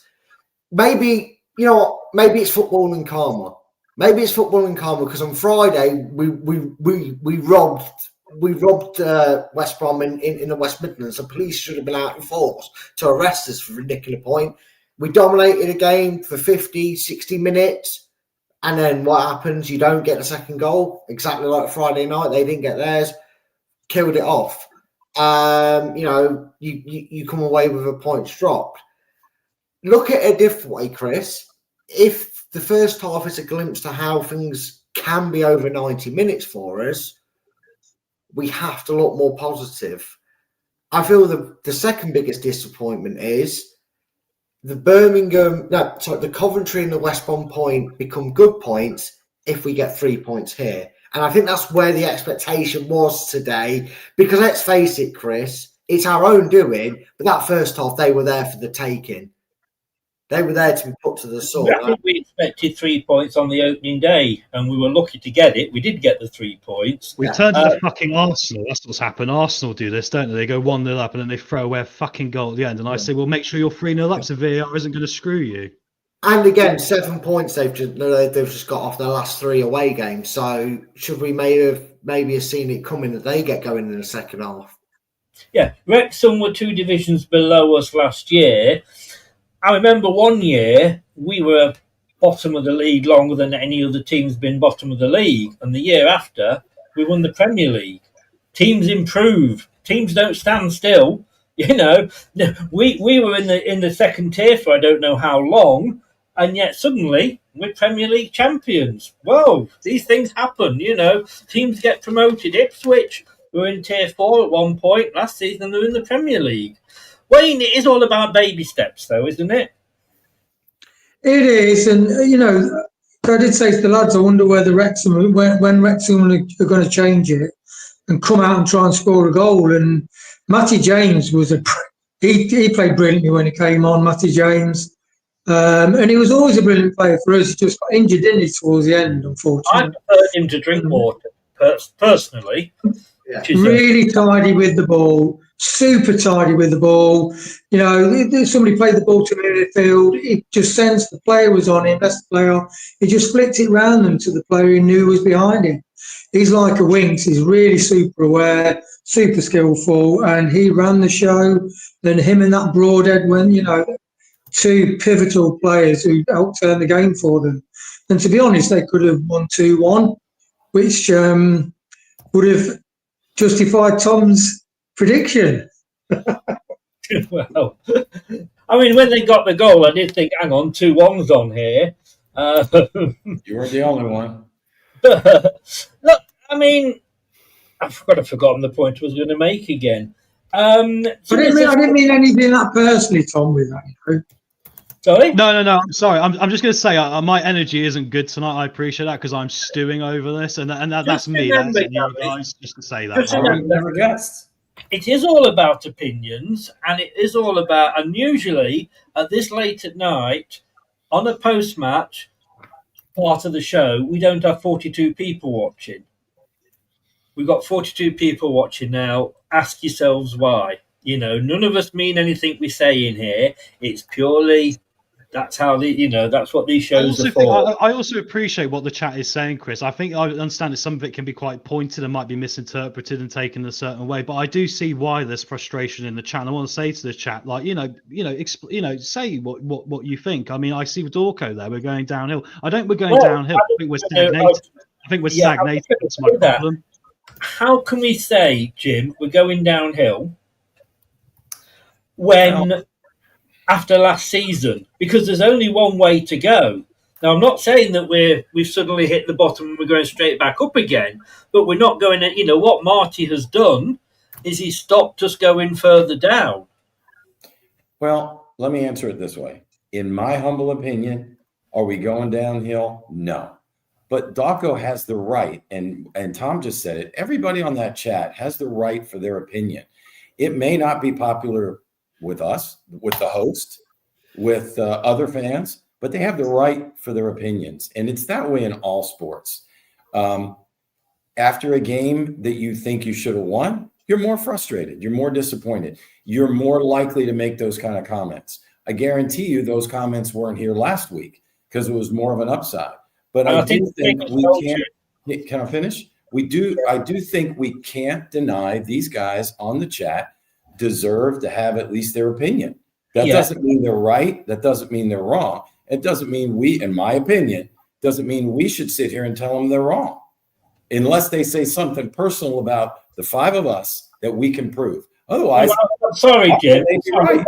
This is a debate show, so we've every right to tell them they're wrong. If you don't like a debate show, don't come on a debate show. That's all I'm saying. And when you got people in the chat, and I don't know whether you were watching this, you probably weren't. You were probably watching it quite rightly on another, on your TV or whatever in America. I watched everything in the chat, the whole right. But when people sit in the chat, and I then disagree with them, and then because that to me is what I say is prime time woke.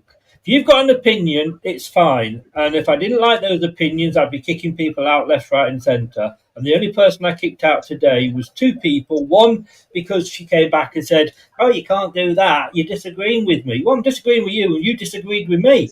That's what a discussion is.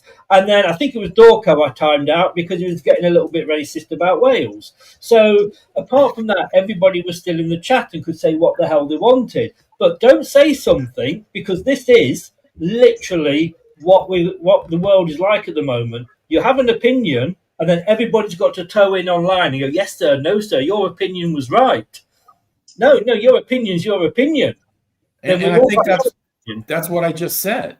I said they deserve their opinion. We give our opinions on this. Yeah, but you also said we shouldn't be shouting them down. No. I said it's their right for their opinion. Okay. And we may not agree. I mean, we come on every week. We try to give what we think. We try to analyze. We try to debate. But we give our opinions. Bottom line, it's our opinions.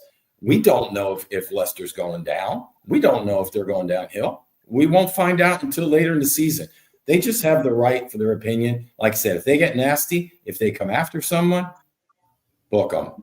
Yeah, I'm not saying they were coming after anybody, but if you have an opinion and somebody disagrees with it, then don't have a go with them if that person disagrees back at you.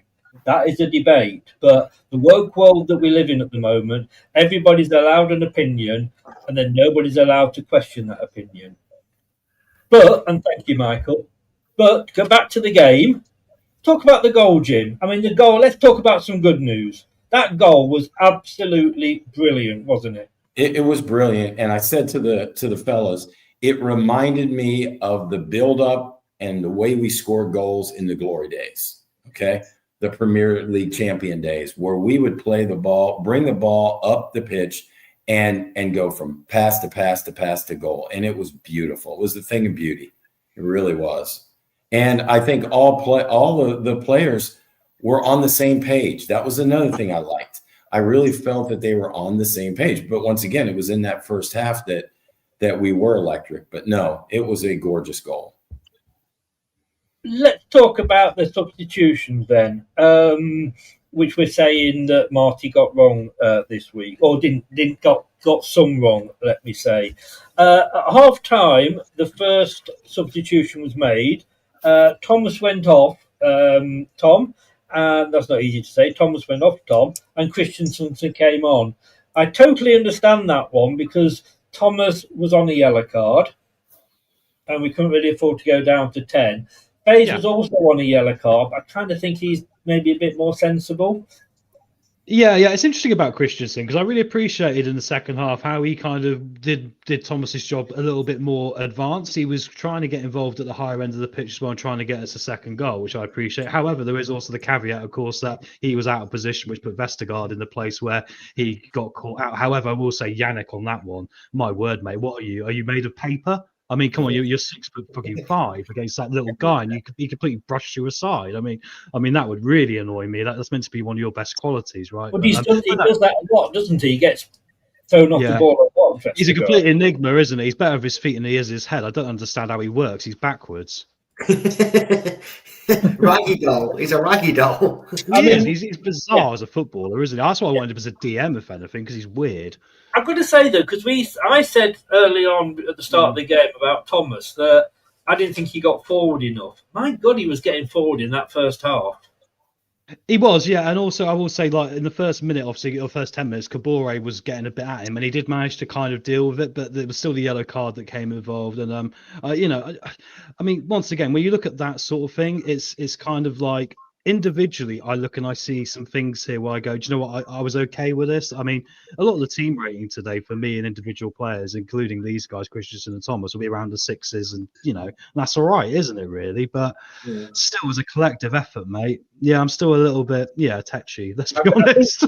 I think last season, Brad, we'd have loved to go up to 6s, wouldn't we? Although if you told him there was a point where he gave players 5 and 6s when we got battered, so you never know with Tom might have still been there. But yeah, look, it is still. Let me move on to the next sub. I thought you was giving me that as a question. Sorry. No. So I'm just generally saying, last season we would have loved to have got up to a 6. Have you seen my message as well, Chris? Yes, I did. This will be the last one now then for you, mate. Bobby De Cova-Reid off, skip on. I thought Bobby De Cova-Reid was doing all right. I don't understand that. I really don't understand that substitution because he was actually generally having a good game and the same quality he had that Daka had that really impressed me. He was throwing his body around and chasing everything like a Labrador after his lost ball. He was trying to get it back. I think that completely derailed our momentum in the middle of the pitch. And Chris, I'm going to say this now. It would have been exactly the same had we put Samare on. You didn't need to go defensive there. I think he sensed a panic, and instead of going, no, lads, it's all right, I trust you. James, stay on. Dekova, stay on. I'm going to walk around. I'm going to go 2 up front and change it that way. He kind of panicked and went, I need another defensive-minded body in there. And I did. And Skip didn't come on and have a bad game either. I know I'm shocking the world here. I'm not asking for Samare. I'm praising Skip. But it was the wrong tactical change he made for me. I completely agree. I couldn't believe he took James off because that was no attacking midfield. Yeah, why can't he do that? Shot, like you say, Brad, you're bang on. That was a big fuck up. Yeah, why did he not do that? When was James brought on? Oh, I think, yeah, it was brought on. Literally at the same time, I think it was a double sub he made there. Well, it was Mongo and Mamadi, but look, you got to go, Brad. So thank you very much. Thanks for coming on, and see you at the weekend. Yeah, see you at the weekend. And my ratings are there if you want to give them out at the end. It's up to you. Okay, buddy. Cheers. Cheers. See you later, guys. Good, mate. Yeah. Right. That worked automatically. I wasn't expecting that. I'm a bit confused. Just bear with me 1 second, gentlefolk. I think it was on the BBC site it says James was 82 minutes for Carranza, but sometimes the BBC timings for subs are off. That's what time I saw it during the match, 82. Same time I came in for Daka at 82. Yeah, sorry. Yeah, that was when he went off. Sorry. So at this point, then, do you think, Wayne, that he was playing for the 1-0 win? Yeah, I do, and I don't like that tactic really, because teams that sit back, we just allowed them to have space in between our lines and play the ball round. And how we played in the first half, we allowed them to do that in the second half, which is that's a head spin for me, because we were so good at the organised press in the first half. I thought the press, when we decided to go, was so superbly done in the first half. And we caused them to make mistakes in the first half when we got the ball in attacking positions far higher. So that means you haven't got to try and break through ranks of their defenders and midfielders. But in the second half, we just allowed too much space, and it must have decided on the tactic. And as the lad said, for taking James off, and I do think it wasn't the right choice, because it just allowed Wrexham to gain confidence, get the passing game going, and our ex-player played a blinder. I'm going to ask you this, Jim, because I know I'd get a one-sided answer if I asked Wayne. Monga going off for Mavididi coming on. Again, I've got to say, kind of surprised me. I mean, it looks like that will always be happening this season with those two players. But again, I thought Monga had a decent enough game. I thought he had a decent game. However, I thought it was time to get fresh legs in there. I think you brought Mavididi in with a positive attitude. Remember, Marty's also dealing with their heads. He's dealing with their psyches. And I think coming in, he got them all fired up. Come in, I want you to do this, go get it. I mean, Jeremy was doing a lot of, he wasn't diving, but he's going down a lot. And I think that sometimes he was trying to do a little too much. He wasn't bad, but I thought it was a good time to bring Mavididi in. I didn't think anything bad was going to happen, and I thought he was going to bring fresh legs to the field. But I've got to say, credit to Monga, only his second start of the season, and he did very well, to say that I usually prefer him coming on. I couldn't believe what I was watching, Tom, before we go to the next substitution, because on about 70 minutes, Vestergaard and FaZe were playing pass ball or keep ball, whatever you want to do. I mean, it was 6 passes, I think, accounted between the pair of them. Sorry? I say it's cute, isn't it? I mean, I was saying definitely more than 2. I mean, this might get funny with Winks sometimes. I know Winks had a pretty good game and has a good last few games, but he's very concerned about his pass rate, isn't he, rather than making an expansive pass. Yeah, see, but I think that's the best section of pass we had all game. But it was going nowhere, was it? Do you know what I mean? And, it came back and picked us on the bum, because when they did score, we hadn't got as long to try and get back into it. But the thing that I noticed, Tom, was, again, it's that final ball into the box. Yeah, terrible. Thing to get that, get that right. I mean, occasionally in the first half, Daka was through, and like I say, Gazza's miss against Germany in Euro 96. Daka was that close to just sliding it in a couple of times, and that's why I'm giving him credit here. But he's got to work on that. But is it a case of, and I said this before, Tom, that when Marty's come in, and like I say, we have to remember 10 games. I know I keep going on about that, but we have to remember you've got a manager that's been there for 120 odd games and knows his squad. A manager that's been there for 10 and knew how bad his squad were last season. We are still, I believe, struggling in the front. And I don't know why you won't release Carranza. Get him on. Yeah. Give him a chance, because although Daka had a good game, he still didn't score, which is what, as somebody said earlier, it's what you pay your strikers to do. But he's concentrated on defence. The midfield wasn't too bad, in fairness. He's concentrated on the defence.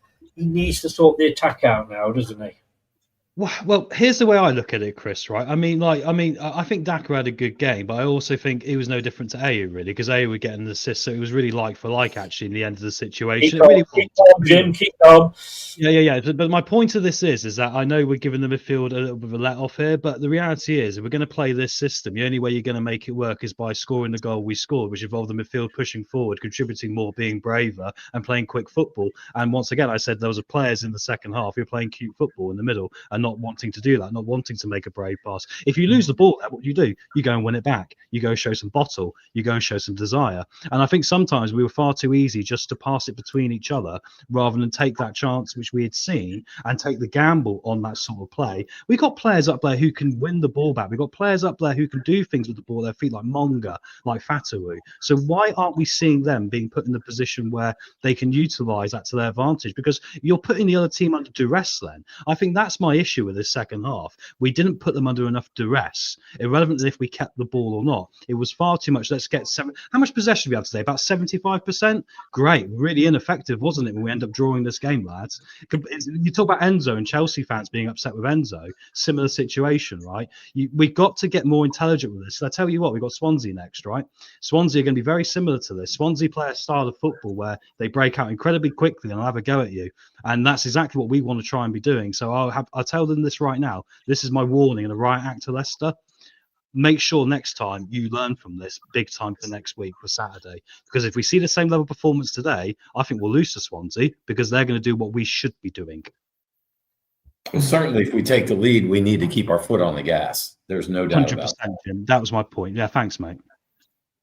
But do you think, Jim, sorry, Wayne, I'll come back to you in a second, but Jim's made a good point there. But do you think that when you go 1-0 up, the opposition aren't going to just carry on playing the same way? I don't think so. Not if they're down. They got to make changes. And that's where we talked. I think Brad talked about it earlier. Their manager made the changes, got the players in to do what he wanted them to do, which was to get back in the game by changing their tactics and then getting a goal, which ultimately, once they leveled the game, then everything was on the table and they came to win it. And even the announcer said it on the telecast. You know, they're coming to win it. And that's what I said. I felt as it was going down, we were trying not to lose it. They were trying to win it. Tom? Just a little one. How much did we miss Ricardo today? Because when you think about players contributing to that forward play, running into the box late and, taking accountability from a deeper position to support the attackers, this is why I feel, Chris, sometimes Mavididi loses his shit.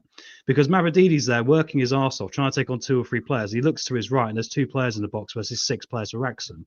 Or something like this. This scenario happens quite a lot. Ricardo, when he's been coming on, and look at the games we've won, who's been scoring it? Ricardo, because he's been the one going, I'm going to get on the end of this ball for my position and get my toe on it. The only player in the second half I could say who actually looked like he was going to do that might be Christensen, ironically. But I didn't see Winks doing it. And that's what annoys me, because they should be doing it.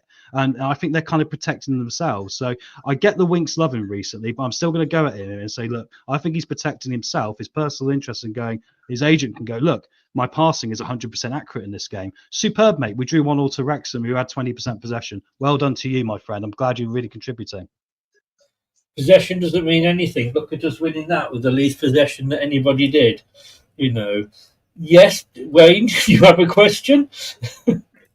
Just further on from Tom, I think Marty is just lacking the personnel to play the system he really wants, and that's why Ramsey getting the ban was absolutely catastrophic. And Winks is a number 6, and that's all he is. He won't try and get in the box, whereas James will try and get in the box, which is why we're frustrated with James going off. And I think that's the trouble, because without James and Ramsey, and Monga when he's on form, or Mavadida when he's on form, we become very perfunctory, lots of passes, lots of possession, and that's kind of a different approach to what Marty said he wanted our team to be. And I think I think Marty needs to develop that. And that's why it surprised me in taking James off, because it's like Mike Stowell says, where are the goals coming in this team? So he said to the BBC presenter, so, right, let's go through this. Where are the goals coming from then? So your forwards, you need 40, 45, 50 goals from the forwards. You need a midfielder winger to come in with 12 goals, 8 goals. You want an attacking midfielder that's coming through. He says, when I look around at the Leicester team, I can't see 80 goals. I can maybe see 40 or 50 goals, but I can't see 80 goals. But we can't afford to bring in those sort of players because they cost money. I've just got Winks' heat map up, actually. He had 133 touches, and the majority of his, if you can imagine the pitch between one penalty area and the other penalty area, so that box to box, if you like, he was all over that. So I don't know. Just a quick side point we might not get to otherwise, Chris. Sorry, mate. But we also need to make sure we're taking advantage of corners, free kicks, and maybe we might want to try and win a penalty. The reason we're not getting in the box enough after frigging time to even win a penalty because of what we're talking about with the attacking shape, right? We need to make use of all these tools in the Championship because it's that sort of league where you've got to maximise all these things to create opportunities. We're not doing enough from corners. We're not doing enough of winning penalties. And these things are additional things which get you 3 points in these sort of games, right? We were not in their box. You're quite right. That much. Jim, on that. Before we move on to the next change, when Skip came on for Dakova Reed, James moved up into the Dakova Reed position. Do you think that kind of threw things off for us a little bit? Skip went back into the James position, and James went up into the. I do, because I think that Dakova Reed was active. He was active all over the field. We know the kind of player Skip is. He's limited. Certainly the quickness isn't there. Certainly the speed's not there. He's not going to cover the amount of ground. So I do think that it was it handicapped us to a point. So having him come off was as detrimental as James coming off because they were all over the pitch. Next substitution, Daka off, Carranza on. This was 81 minutes. They'd equalised 5 minutes before. And, all right, you're going to wait a couple of minutes maybe for the ball to go out. And then James off, and I did make the point that I thought you'd be very happy, Jim, because AU came on. But, again, I don't see if you want to change the game, why leave it till the 81st minute? I mean, when they made their substitutions, it was on 60 minutes, although we had made the one at half time, but I think that was forced on him. So 60 minutes, and then they made 72 minutes.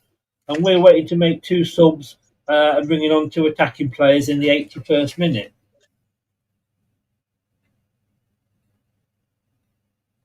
Was that to me? No, that was to Tom, sorry. Oh, okay. I didn't know. I must be honest, Chris. I was in my own little head there. I wasn't even listening. I apologise. I was thinking about what we're going to face next time. So, do you want to pass it on to Wayne? Sorry. Pass it on to Wayne. Wayne's got it. Wayne, come come on as a sub. I was scanning my phone for the stats for the match because I thought it was my question, mate. So you need to repeat it for me. Yeah, sorry. Jim, did you hear the question? Yeah, about the substitutes. Yeah. We did substitute it. We substituted 2 at the 68 mark. The Cobra Reed, and that's when Manga went out and Matchday came in. So those were like subs. And then after that, your point was we waited to 82 to bring on Ayu and to bring on Carranza. I was wanting some help up top because I wanted to get that goal. I really thought the way we were working the ball early in the match, we could work it to Carranza or Ayu with some slick passes to get that goal. So I think they could have got them in a little sooner. Those last two goal scorers, but I don't know. He just didn't push the right buttons at the right times. Yeah. It's interesting what Dorco says about what you said before, Chris, about swapping the right-footed wingers to the right, and so they can get crosses into for Carranza. So Carranza, he's a good header of the ball. So you said that before, haven't you? About swapping them over. Yeah, Bonga and Fatawu did change. Because Fatawu came over and he actually sent told Monga to go over onto the other side. If we manage to get in the playoffs, or even if we manage to get in the top 2 by 1 point, Tom, are you listening, by the way? Yes, I am, mate. I made sure I am this time. I do apologise. I was zoning out. Don't be silly. If we just get up by 1 point, we could look back and say, "Thank God, that was the point that got us there." Yeah, 100%. In some ways, I'm glad I'm on this show because you guys have mellowed me out a little bit. If I was on my own, I'd probably be a little bit like, "Oh, I'm going to stew about this for a good 24 hours, be really angry." But yeah, no, it could very well be. I mean, the funny thing about this league is when we do the show, on Monday, normally we look at the championship. There's normally the majority of the games end in draws. Yeah, they do. That's the reality of what the league is right now. So yeah, I mean, my concern is that it's just a trend that I'm kind of seeing of it's being very, very the same. And like Dorco has said there, he's got a very good point actually. And the problem we got, Dorco and everyone else, I feel, is that Marty's system is going to be inside forwards, which is coming inside and trying to score. The problem we got is we found the last few games they're getting marked out or doubled up on. Once again today, Wrexham doubled up on them, didn't they? Made it very difficult. But then I go, well, the answer, if you want to start putting crosses in, we can't play one up top because we're not committing from the midfield enough in attacking mid in order to hit the ball enough in that area. So in which case, Chris, we go back to the show we did earlier today where I go, we should be playing 3-5-2 perhaps and having 2 people forward there because then all of a sudden you've got 2 players there, crosses in there are going to be much more dangerous, but one up top, it's not going to work. I'm really not a fan of 4-2-3-1. I'm sorry. Yeah, I'm losing my faith in it. Yeah, I mean, fucking hell, Pep, you've got a lot to answer for. But interesting what you said about draws. There's 8 games tonight, 5 draws. Yeah, 75% at the moment, isn't it? It's remarkable. I tell you what, it's going to be one fascinating season. And I mean, it's quite scary because I look at the end of the season and I go, there might be a load of people. It might be, battling for the playoffs on the final day, but there also might be a load of people. And if we're one of those on 40 goals, we won't be towards that. We'll be near the other end. Because that's the sort of bad end of it, and that's the challenge of the it. points deduction. Birmingham 2, Sheffield Wednesday 2, Blackburn Rovers 1, Swansea City 2. Who we've got next up, as you know, Bristol City 1, Ipswich 1. I mean, this is it, guys. We could be an Ipswich fan. Hull City 2, Preston North End 2. Preston, who were 2-0 up after about 10 minutes, lost it out. Leicester 1, Wrexham 1, as we very well know. Middlesbrough 0, Stoke City 0. Sheffield United 1, Southampton 2. And Sheffield United, I think, were ahead in that at one point. And Derby County 1, Charlton Athletic 1. I mean, and like I say, we are in 5th place. We are 1 point off second. This will all change tomorrow because you've got the likes of West Brom in 9th, QPR in 10th, Millwall in 11th, all playing. So they could all overtake us if they were to win. Right, I'm going to regret asking this. It's time for performance and man of the match. And chill. Right, let's come to Wayne first. The official announcement is in, but first of all, your performance, sir.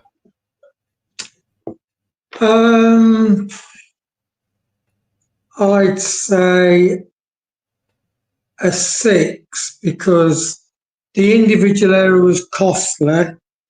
And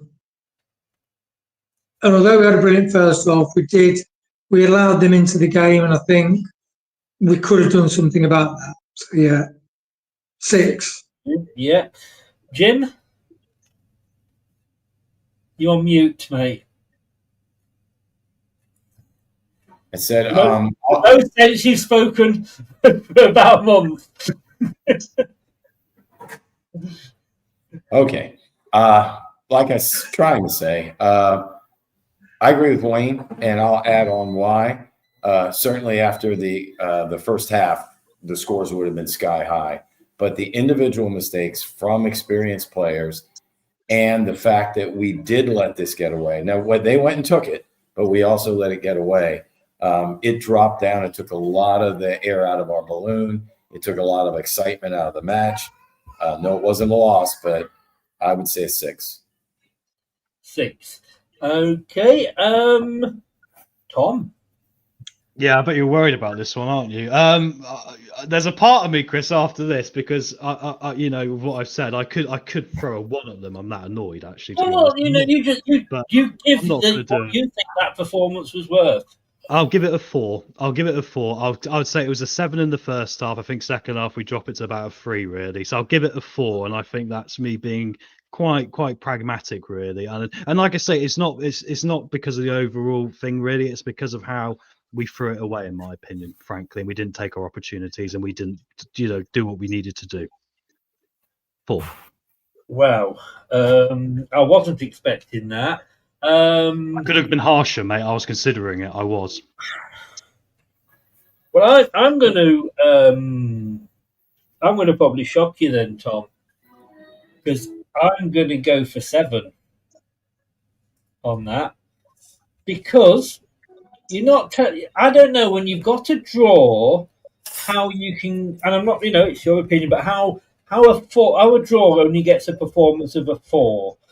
Especially on that first half, when we, like I said, the best 45 minutes I've seen all game. And we didn't do too bad at the start of the second half, and I think it was probably the subs that may have cost us.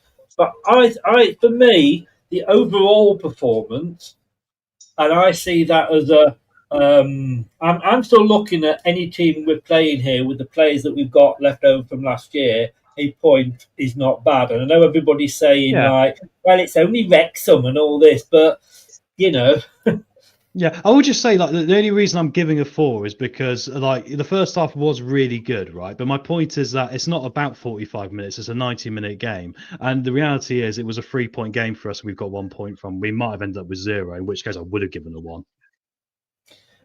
No, that is fair. I know if we'd lost, we would be looking at a completely different set of scores. There's different sides of the coin, isn't it? It's like we're saying, different arguments. I get it completely. Different perspectives, 100%. Yeah. Jim, Dorco likes you. He says you talk a lot of sense. Well, this case, I would have to agree with Darko. So I somehow thought you might. I mean, I will. No debating. This is not a debate, Chris. That's fact. I'm not arguing. I haven't argued, have I? Okay. Jim, what do you give? Have you given your performance? You went 6, didn't you? I did. Yeah. Sorry, I wrote you down in the wrong place. Brad has also gone 6 as well, because that's what he's gone. He hasn't given me a reason. Well, we're very much glass half fulls tonight, glass half empties tonight, aren't we?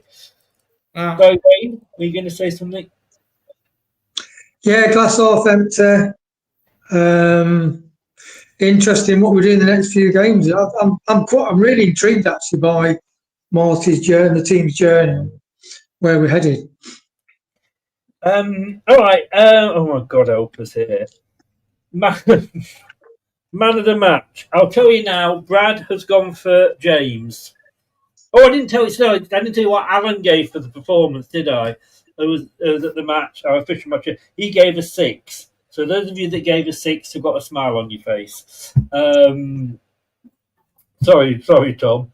Fine. Man of the match, Tom. Go on. Let's get Tom out the way first, I think. Yeah. Oh, mate, you think it's bad tonight? Imagine if we lose to Swansea, bearing in mind a similar performance. Imagine what we're going to see. Join us for the next watch along, guys. Join us for the next one. Swansea, let me just say there's no post-match reaction. All right, let me just Yeah. I might just call in sick in the post-match. I'll go for Jordan James as well. I think he was exactly what I expected him to do in that box-to-box role, and why we put him in there ourselves, Chris, in the earlier show. And it was the right decision to put him in over Samari, despite Samari's really good performance. So Jordan James, man of the match. I'm surprised you actually picked a man of the match. Wayne? Well, could I agree with Michael? He's not Jordan James, Matty James. I'm pulling you that. I mean, I'm surprised nobody's gone for Jones. I know. Yeah, Jones. Miss Jones. I'd say Jordan James. I mean, Marty said in the last game I had to take him off a bit tactically because positionally we need to sort a few things out. If I was Jordan James, I'd be thinking, why did you take me off? You know, I just really like him. I think him and Ramsey, the future, are getting some wins, basically. Yeah. Jim? I will follow up with why did they take him off? Until they took him off, he was my man of the match. I like to see someone play the whole match to get it. But while he was in, he was certainly he was on top of his game. My man of the match was Abdul Fatawu. I thought he was end-to-end. He had many crosses into the box. He chased down every ball. There was 3 or 4 times he was back helping on the defense. Chris, you even said it on your watch along one time. Look at him defending. I thought he was engaged the whole time, and he didn't try to do too much. You know, there's times he does the step overs, the moves. He had one time he lost the ball, but more than anything, he was end to end. So I gave it to Fatawu. Completely agree with you, mate. I've gone for Taru as well. I can understand why the other guys have gone James, totally. I get that because I think when he was moved, it kind of, I don't know, it just wasn't the same for me. And when he went off, I couldn't understand that at all. For Taru, I remember last time we were in the Championship, Mavadini and Fatawu did a hell of a lot of defending. They were always dropping back and doing the defending, and I'm saying that with Fatawu this season. So I completely agree with you, Jim. I've gone Fatawu. Is this being recorded? You completely agreed with me because I want to make sure I can watch the archives. It is 3 hours, 54 minutes and 8 seconds. If you want to know the exact time, I got it. I totally agree with you, Fatawu for me, but I can understand James. I'm not sure. I can kind of see where Alan's come in. Let me just tell you something. He hasn't gone for James or Fatawu. I can kind of see where he's coming, but not in another way. Not because he's gone for Winks. He could have. I think he could have, because Winks played like all of them, played much better in the first half. I know Tom's going pass, or Wayne. I mean, somebody mentioned it, but he played better in the first half. I thought he was very ineffective in the second half. But what we don't know is what was their game plan. How did Marty have them playing? We all know they went defensive. Did that mean his role changed? I don't know. First half, I thought he was really good, really active. Anybody else want to say anything about Winks before we move on to Jim's 3? I think he's a brilliant player, but we do need people in front of him. And I think without people in front of him, Ramsey's back, isn't he? I think Ramsey's served his suspension now. And he's back to Swansea. Yeah. Praise the Lord. Praise the Lord. I'm just going to leave this here. I want to leave this here. I will come to you for your three in a second, Jim. But Wrexham manager Phil Parkinson had been among those to admit this was one of the headline fixtures for the serial promotion winners ahead of their arrival on this championship stage. And we've also have to take that into account. We are the team, more than Ipswich, more than Southampton, like last time, that teams want to play. We have won that thing, and we've relegated. We have won the FA Cup. We have got a huge target on our back, and teams are going to make it difficult for us. And, yep, Tom?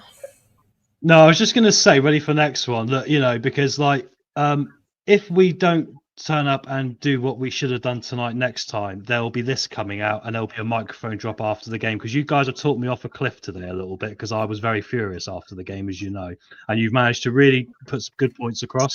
But this will be coming out on Saturday, Leicester. If you don't go out there, and I'll be cutting one hell of a wrestling style promo on you boys, if you don't go out there when you're ahead of the game, dominating the first half, and go and get 3 bloody points like you should have done today. Final word on the matter. Thank you all for listening.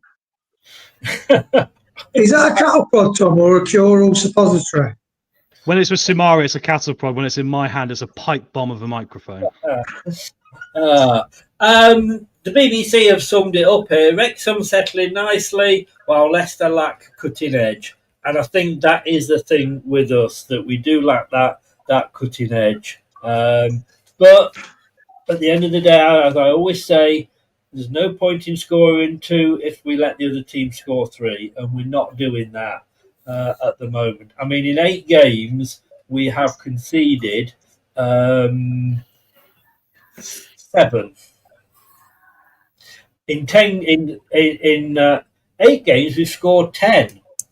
Now, I don't want to say that we didn't score 10 under Ruud van Nistelrooy, but I probably don't think we did, if I'm honest with you. But look, there we go. Onwards and upwards. Some of us are happy with the fact of it's going. And for me, it's baby steps. You guys, weren't, and I understand why. After the first half, we should have gone on and beaten them. We didn't. Maybe this is just a blip.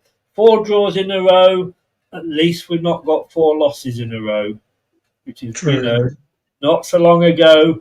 We had more than 4, didn't we? Starts on Saturday. Hey, joking. That's the what? Sorry, I said that the 4 losses in a row. That starts on Saturday, ladies and gentlemen. No, I'm joking. Terrible. That was a very. Come on, Tom. No, I know. Mate, I spent the afternoon watching the frigging Leafs highlights from last year, didn't I? So I got myself in that horrible mentality of them. I knew it was NHL related. Oh, I knew it had hockey involved. And you know what? He sent me the videos to watch. Well, I hope it's the NHL videos you've sent me, mate. I'm not sure. Oh. It's like a PTSD with it. Yeah. I'm gonna watch that when I after this. Jim, go on. Hit us with your. Before I do the 3 things, I just need to dispute something I read online, that Parkinson was not going to bring Ryan Reynolds in for his last sub. That was just a rumor, okay? So just don't worry about that. 3 things we learned. Did you say what I thought you'd said then? So this is brought another side to you, Jim. First thing we learned, this was the best half of football we played all year long in the first half. But, fellas, it's not the last. We will play more than one half like this, and we'll put it together. Number 2, James is the real deal.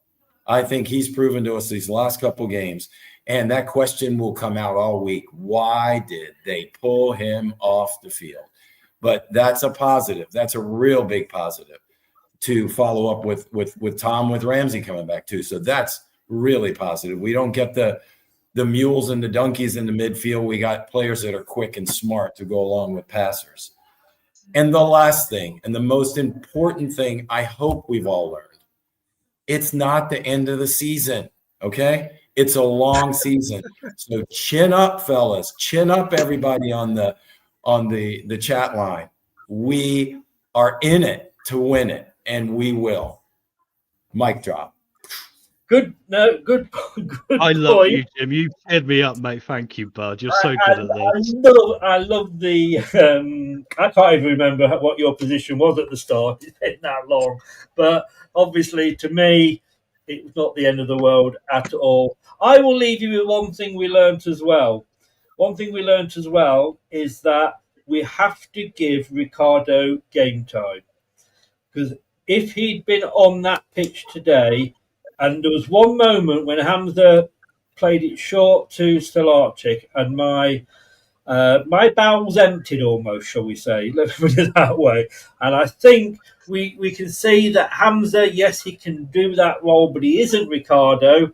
And you said, Tom, you said the other day, and I will leave it at this point, and I did mention, actually, just after we started the second half, that I actually laughed at you the other day, and I apologise, because you said about giving Winks an extra year. And I think I didn't give Winks. I don't want to give Winks an extra year. You don't want to be here, mate. It must be someone else. It wasn't me. Was it not? Oh, I thought it was you. I think Brad, or maybe it was Steve. Was it Steve? I can't. I thought it was you. No, it certainly wasn't me, because I don't think he's worth the money, mate. I'm not giving her 90 grand a week. He could bugger off. Well, I can see the advantage of maybe giving him an extra year if nobody comes in for him. If he wants £5 grand a week, mate, take a pay cut. Yeah, I'll keep him £5 grand a week. I'll happily pay him, but not 90. Sorry. Well, he's actually, I think, on 75 because of his money, going down because we got relegated. But I know, how's he managing, eh? But I tell you what, the other thing is. And I can't believe I'm actually saying this. Look at this. Nobody carries money around there, Tom. That's the impression of Harry Winks leaving the stadium. He's just going, "Oh, look at all these monies I've got in my wallet. How wonderful! They don't have credit cards in deepest Devon, do they? Fuck's a credit. Sorry, Carol. Yeah, exactly. I would actually, and after everything I've said, I think Ricardo is just showing how much we need him. And maybe, just maybe, if we negotiate a new deal on less money, and the same for Winks as well, if nobody comes in for him and he's without a club, he may be grateful for 40 grand a week. I think Ricardo, we really saw how we missed him today. Jim's loving this, aren't you, Jim? You love hearing this, don't you, Chris, saying we need Ricardo? Chris, can you compare the heat maps? Because maybe if AU was on the pitch, he might have covered some more ground. He normally is everywhere, isn't it? So see today if anyone covered the ground AU covered. Bear in mind, Daka got the assist, which AU might have got anyway. I will look at. AU last week, I've got to say, you don't want your striker to be back defending, but he was all over the place. He really, really was. Winks, in fairness, wasn't that bad. Let's have a look at. AO wasn't really on long enough, was he? Who might have covered that sort of Dakova Reed? No. I think Winks, to be honest with you, probably. Oh, Fatawu, but it was just down the one side. He was all over. I'll give Fatawu credit. He was all over. Now, James. Should we have a look at James? Yeah, have a good look. Wow. Now, James, again, was on the right a lot. But yeah, I'd say James was up there. I think Winks was more central. Let me put it that way. Probably Winks and James. No, I'm going to say James was more. He's got darker colours than Winks. So I think James probably got it. I've got to say, FaZe. Oh, I take that back. I take that back, everybody. FaZe. 266 touches. He basically bossed that right side. Did FaZe? Well, he must have been told by Marty that he got free rein to push forward and attack, because he was making loads of forward runs, wasn't it? This is why I put him in midfield. I swear he would be a much better midfielder than a bloody defender. He really would. Don't get excited. I got it wrong. but I bet his heat map's like a penis. In our half. But I loved it when he got the ball and he ran forward. Chowdhury. But no, I've got to say, probably give it to James. Guys, thank you very, very much for you all. I love the fact that there's four people in this chat now. There was 5, obviously, and I was obviously watching a different game. But that is what football. That is what football is all about. We don't have opinions. We all have opinions. I like arseholes. Everybody's got one. But if you do have an opinion, don't argue if somebody comes back at you with a different opinion. That's called debate. Guys, thank you all very much. Enjoy Norfolk. Enjoy Norfolk, Wayne. Will do, mate. Have they all got webbed feet there? I can't possibly answer that question, Chris. Not in this woke environment. I thought you were in heaven, mate, looking at your background. Jesus, I mean, you're in Norfolk. Wow. Apparently, the marriage guidance place in Norfolk is called Related. Anyway, I will move on very, very quickly. That's a joke against me from heaven, normally. But anyway, go on, mate. Have a good week, guys. And 9 o'clock tomorrow, possibly we'll be doing a review. Certainly not before because I'm out. And we'll see you all on Saturday. Yeah, be there. Come on, Foxes. Come on, you boxes. If we lose, we're not doing this. Now, Tom. If we lose, give me 10 minutes on my own, Chris, full screen, and I'll get it out of my system so I'm not carrying that energy. All right? Let me drop my pipe bomb on the boys, all right? Okay, but thank you, boys, for the understanding. And also, thank you for cheering me up. Jim, once again, mate, the thing you bring to the channel, mate, is a great levity, and thank you for being here. Yeah, it's brilliant, Jim. Thank you. All right. Cheers, I thought you were guys. going to say what Jim brought to the channel then, Tom.